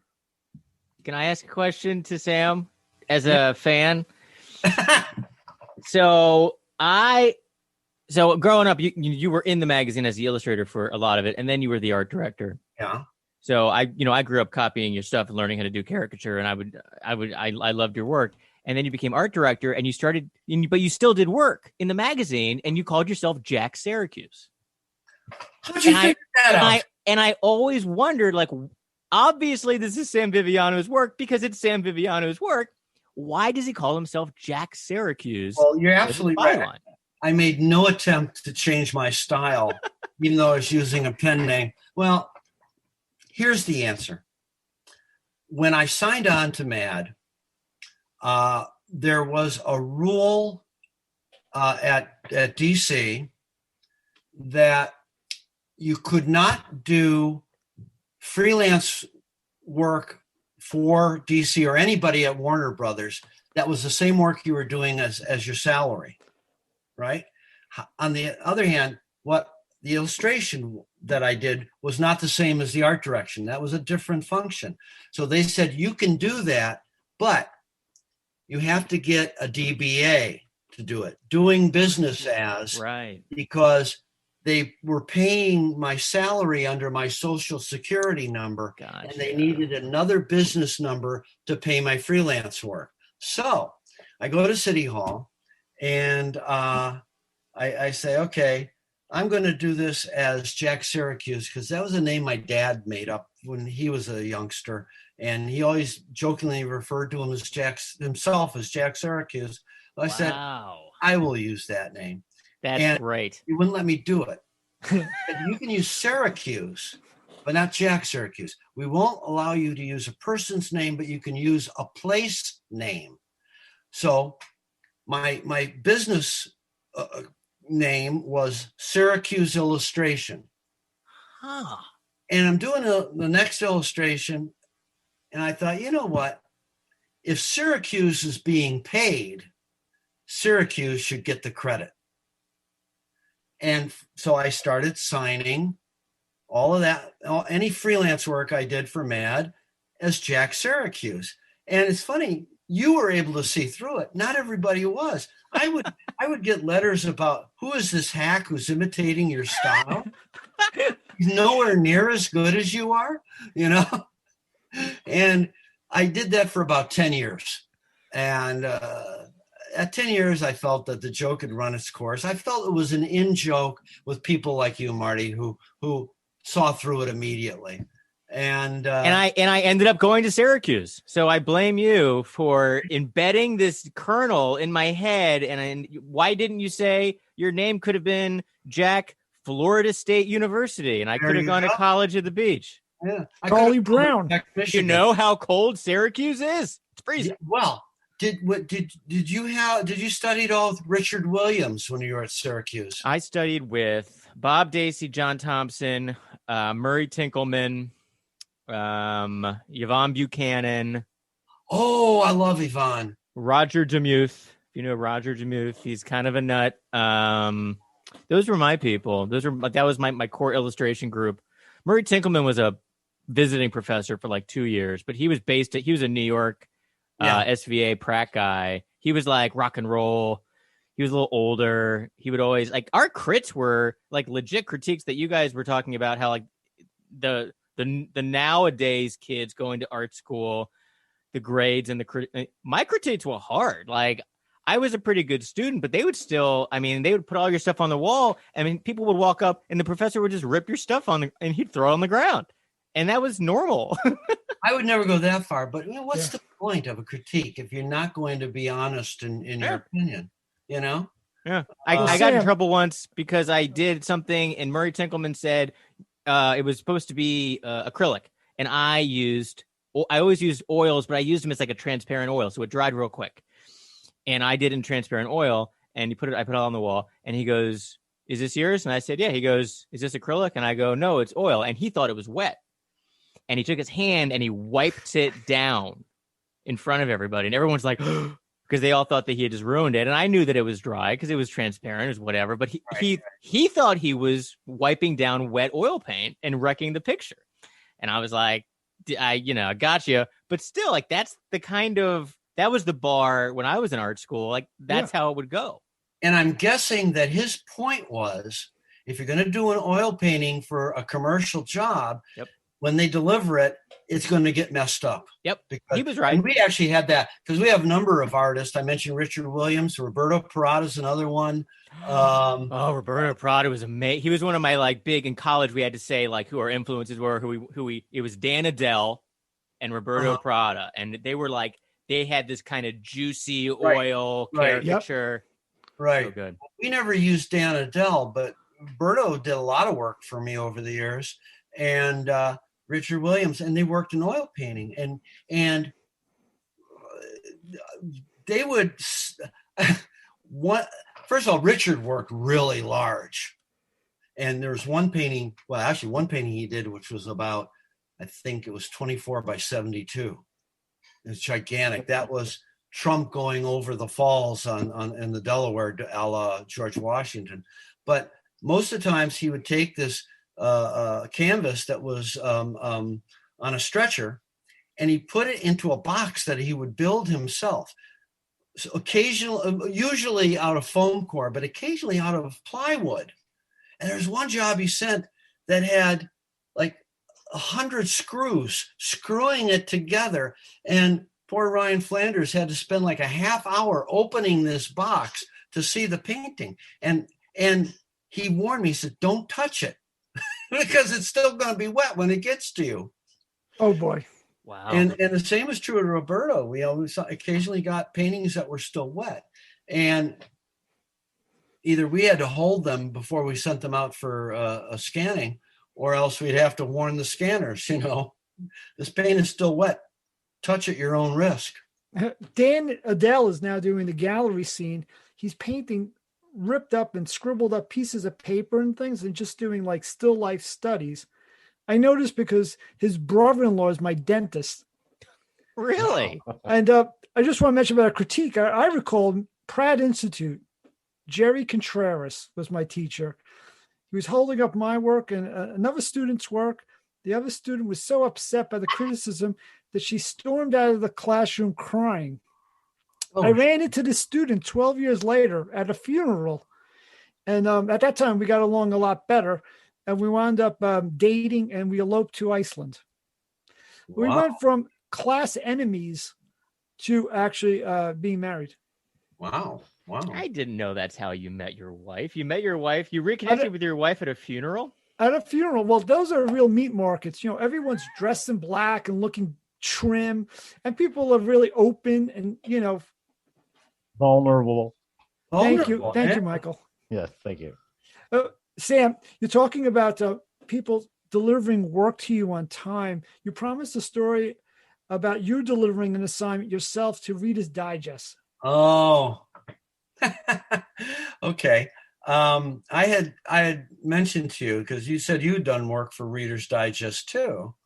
Correct? I worked with Andy Simmons, and I wrote for them. And then when I became a cartoonist, I wound up doing cartoons for them. Okay. I did 2 or 3 jobs, not a lot of jobs, but the jobs I did, I still have great fondness for. And it must have been the second one. The first one I did was an elaborate thing with 10 entertainment people standing on money because it was a reprint of an article from Forbes about who made the most money in entertainment. And just so you know, in 1980, was it 80? Whatever the year was, it was Bill Cosby, the biggest money maker in the world of entertainment. But the second job I did was a very involved painting of the royal family of England and how Queen Elizabeth was getting fed up with all the hijinks of her kids and her grandkids. And I was running late. I finished it, but I didn't have time to send it in to them. So I said, you know what? They're up in Pleasantville, New York. So I'll borrow my wife's car and I'll drive it up there. Because everything I'd ever gotten from Reader's Digest up in the corner said, Reader's Digest, Pleasantville, New York. So I drove up, I got off the Pleasantville exit, and I said, okay, I don't know where it is because it didn't have an address. It was just Pleasantville, New York. And I stopped at a gas station. I said, can you tell me where Reader's Digest is? He said, it's not in Pleasantville. It's in Chappaqua, which was like another 10 miles up the road. And I had to call them and say, where are you? He said, oh, we're in Chappaqua. We have our very own exit from the highway, Reader's Digest road. So I was so embarrassed because I didn't even know where they were, and I was rushing to deliver them their job. Could have been China. Yeah, but wouldn't you think that if they put Reader's Digest Pleasantville in New York, that they actually would have been located in Pleasantville? But the dirty fact is it sounded good, especially to all the people in the Midwest who subscribed to the magazine. Pleasantville sounds so much better than Chappaqua. True.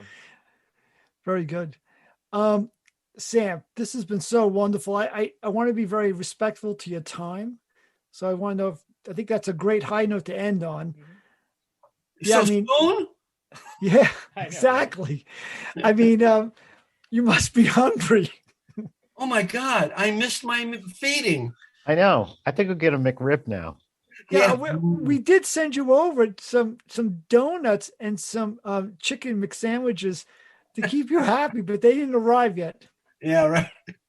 They'll come in the middle of the night.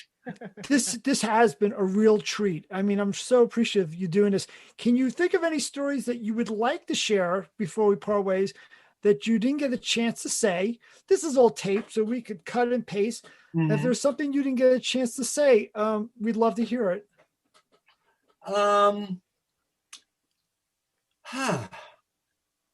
Boy, oh boy, oh boy. Let me think of you could think about while I give you an introduction, which we didn't do. Sure. And where are your dogs? I'm worried. Yeah, Marty, would you like me to do the intro? My wife has them corralled somewhere. Okay. Yeah. All right. Well, I'm going to let's introduce our guest. He did humorous illustrations for magazines like Rolling Stone and TV Guide, as well as kids magazines we all grew up on, Dynamite, Bananas, Zillions. Now, for over 10 years, he taught at School of Visual Arts, but our guest is best known for being one of the stars of MAD magazine, creating movie parodies, fake advertisements, and acting as the publication's art director. Welcome to the Cartoon Pad, the one and only Sam Viviano. Hello. Well, if you want one more story, wonderful. I will tell you about how I got to be art director at MAD.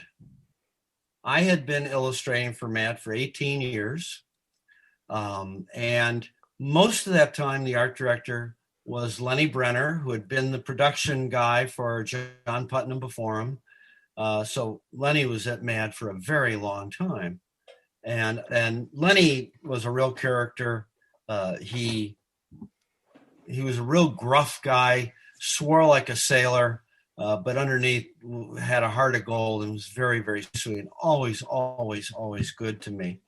But after DC took over MAD, they decided that MAD needed a makeover. And they kind of retired Lenny. His official title thereafter was consultant. He continued to do certain work for MAD, but they brought in a new art director.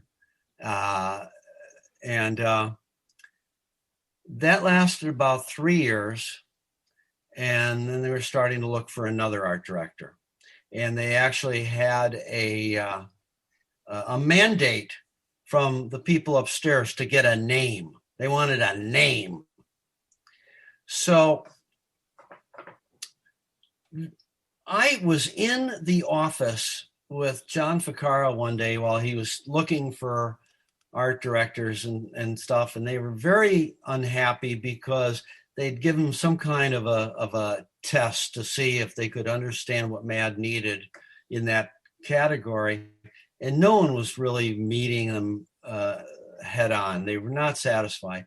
And I'm sitting and chatting with Ficarra. And I said, yeah, it's interesting, a hiring thing. Remember 5 years ago that you kind of offered me a position as a kind of staff bullpen artist. I'd come in 3 days a week.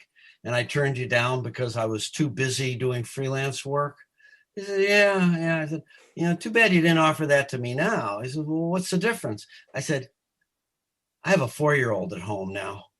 And it would be so much nicer to have a regular job and not worry about where's my next paycheck coming from, which is every freelancer's problem, no matter how well you're doing as a freelancer, there's no job security. You never know whether the next job will show up or not. Now, I wasn't fishing for anything because it never occurred to me in a million years that I could be an art director. To me, art directors were primarily designers who used illustrators and cartoonists like me. And I had no training as an art director. I had no experience. As far as I was concerned, I had no qualifications. So I was really kind of surprised when the next day I got a call from Ficarra saying, how'd you like to be our art director? I said, what? I said, wait. Are you serious? He says, yeah, I'm dead serious. Nick and I have talked it over and we think you'd be the man for the job. I said, are you really sure you'd rather have me in a job like that rather than continuing as an illustrator for you? He says, oh, I'm absolutely sure. led me to believe they were just trying to find a way to stop an unending stream of bad illustration. I said, okay, let me think it over. I really was kind of gobsmacked by it. I came home. I said to my wife, I said, well, it's a job. And she said, I don't think you should take it. I said, are you kidding? She said, you've been working by yourself for the last 2 decades. Do you really think you could work in an office with other people? And I had to think about that. In the end, I felt, the idea of regular hours, pay, benefits, vacation, not having to work weekends, plus the idea that not only to have time for my daughter, but I was 45 years old and sort of going through a midlife crisis, a professional midlife crisis. I've been doing what I've been doing for over 20 years, and I was looking for a new challenge. So I said, I'll give it a year. If I'm not happy at the end of the year, I'll go back to freelancing. And I had the job for 19 years, so I think it worked out. I guess my wife is disappointed, but in the long run, it really brought a lot of satisfaction to me, a lot of fulfillment. One of the questions I get very often is, did you miss drawing? I said, well, yeah, because I only had an occasional amount of illustration I could do for MAD, and I couldn't do any big jobs because it would take too much time. But, I think the benefits outweighed the negatives, in the sense that I was able to work with the greatest illustrators imaginable, not only all the classic guys, but the younger ones, the ones my age and significantly younger, and many, many cases grew to become friends of theirs. For somebody who grew up with MAD, and these guys were they were gods on Olympus. To be able to say, Mort Drucker is a friend of mine. Al Jaffe is my friend. Sergio Aragonés calls me up to say hello. I mean, I still pinch myself over this. And then to be able to build a staff and to realize that I actually could work for somebody on a day-to-day basis. And the bosses I had at MAD, specifically John Ficarra and Nick Meglin, you couldn't ask for a greater, a better, a more wonderful couple of guys to call your boss. But I also learned how to become someone else's boss. And I'm sure they don't feel quite the same way about me as I do about Nick and John.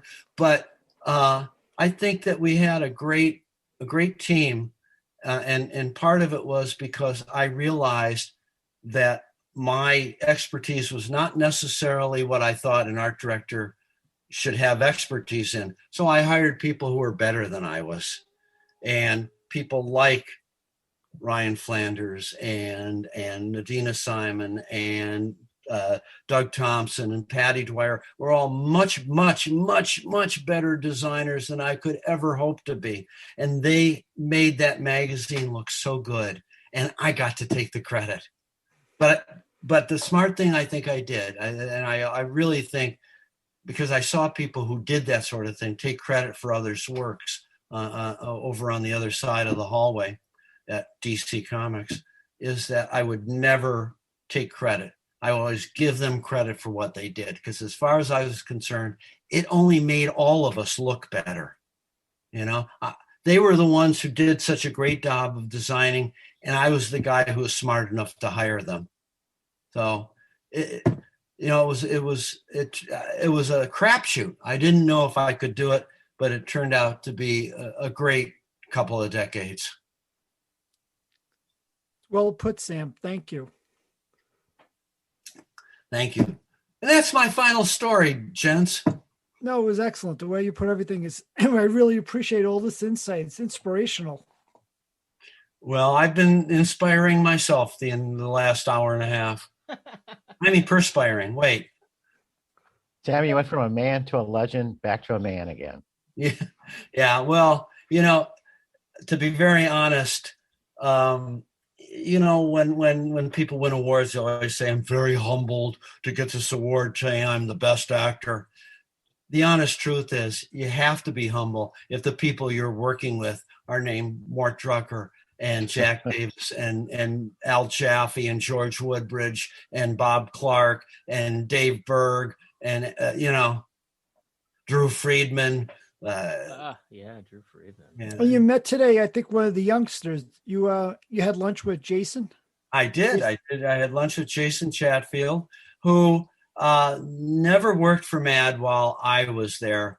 And I will hold that over him for the rest of his life.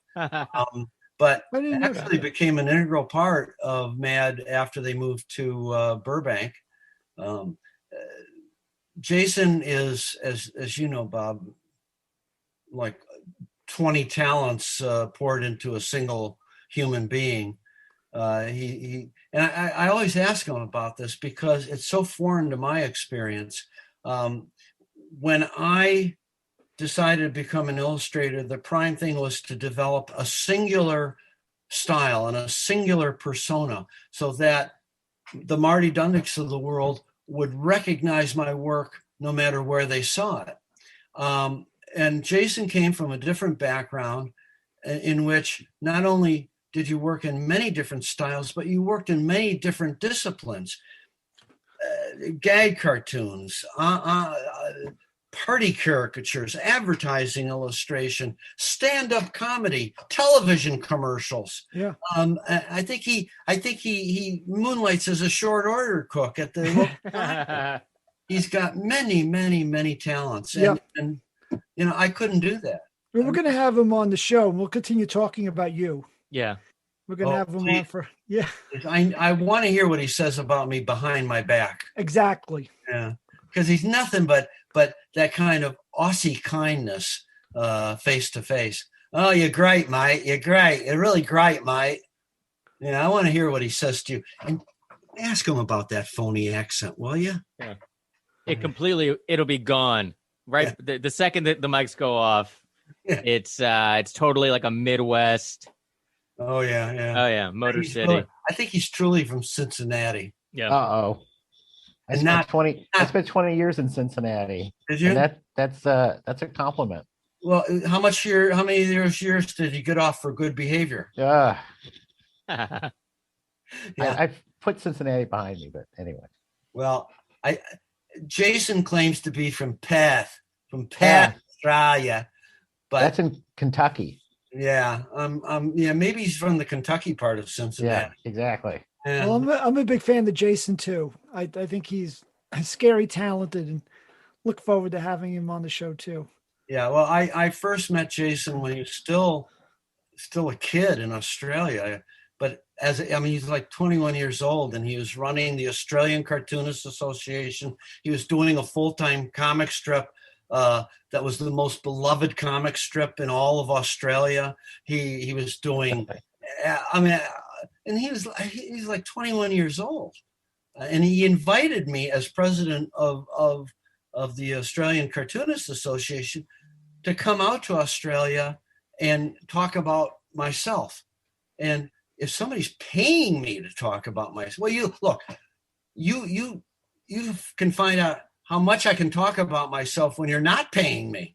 Oh, we're paying you big time, Sam. That check is in the mail. Oh, believe me. Okay. Well, then I'll talk some more. You are extra value, sir. Yeah, right. Listen, you supersized yourself. Exactly. Those McChickens are on our account. That's a business expense, and they're on their way. You can tell it's getting near dinner time. Hey, there's a knock at the door. Hello. So that's why we made you the first panel of Comic-Con Mars. That's what we're doing. Oh, yeah. No, I was going to say, no, you meant Comic-Con Uranus. Well, I don't know about you guys, but I'm extremely heartbroken that Comic-Con will again not be running really in San Diego this year. So for the the third year in a row I won't be able to go and be part of Comic-Con, and I'm heartbroken about that. And for you, it's more about running into the old friends at the Comic-Con and seeing same people? Well, actually, it is true. The one thing I really did like about Comic-Con, I didn't like the crowds. I mean, they're almost impossible. But enough of my friends and fellow artists and cartoonists had booths there that I'd be wandering around going, "Hi, Sergio. Hi, Rick Gary. Hi, Scott Shaw. Hi, Keith Knight." It was a great place to say hello to people. "Hi, Steven Silver." And I can't do that though. But we did MAD panels for MAD at Comic-Con for 7 years straight. And the first year, it was going to Comic-Con for the first time is like going to the Grand Canyon for the first time. You've seen photos, you've read about it, maybe you've even seen videos. Nothing can compare to actually witnessing it firsthand. But the bloom wears off the rose after the fourth or fifth year. And, how many people can you see dressed up as Poison Ivy? It really just, the last year, I think John Ficarra and I both, it was kind of like, we'll fly in, we'll do the panel, and the next day we'll fly back home. We got work to do. But the good point was being able to see people. And there was after one-man panel where we got Sergio Aragonés to come in from Ojai to be on the panel, and Arnie Kogan, who was a MAD writer going back to like 1957. Yeah, wow. Could be on the panel. We had dinner afterwards. Sergio, Arnie's son, Jay Kogan, who is a great comedy writer himself, was a showrunner at The Simpsons for years. And John and myself, may have been one or two other people. We had the greatest dinner. We were just, oh boy, to hear the stories that Sergio and Arnie had to tell. You might, shoot me now, let me go to heaven, because there's nothing like this. So you're right. There are some real benefits to going to Comic-Con. One day. Yeah. One day. I'll go to Comic-Con and I will dress as Sam Viviano. So forget about this Poison Ivy and people dressing as Iron Man. Maybe they'll move it to Cincinnati. Yeah. How many guys named Marty can you see dressed up as Sam Viviano? Maybe I'll be dressed up as Jack Syracuse. Who knows? Maybe it'll be both. It'll be like, question mark, Jack Syracuse? Maybe. I'm still not quite sure what he looks like. All my dealings with him are over the phone. You've been so nice with your time. I really, really appreciate this. Yes, thank you, Sam. Absolute joy. I've known a couple of you for a long time. You'll never see me again, but that's okay. Well, but I'm glad that we both have BFAs, because that's right. You and I both know just how valuable those degrees are. I was going to tell you my art director joke, which is how many art directors does it take to screw in a light bulb? I don't know how many. Does it have to be a light bulb? It could be a chandelier or a sconce. That's pretty good. Thank you. I faced those. I had that in my career. So that's the end of a great episode with the great Sam Viviano. Cartoonists and cartoon lovers, stay well, stay funny, stay 6 feet back.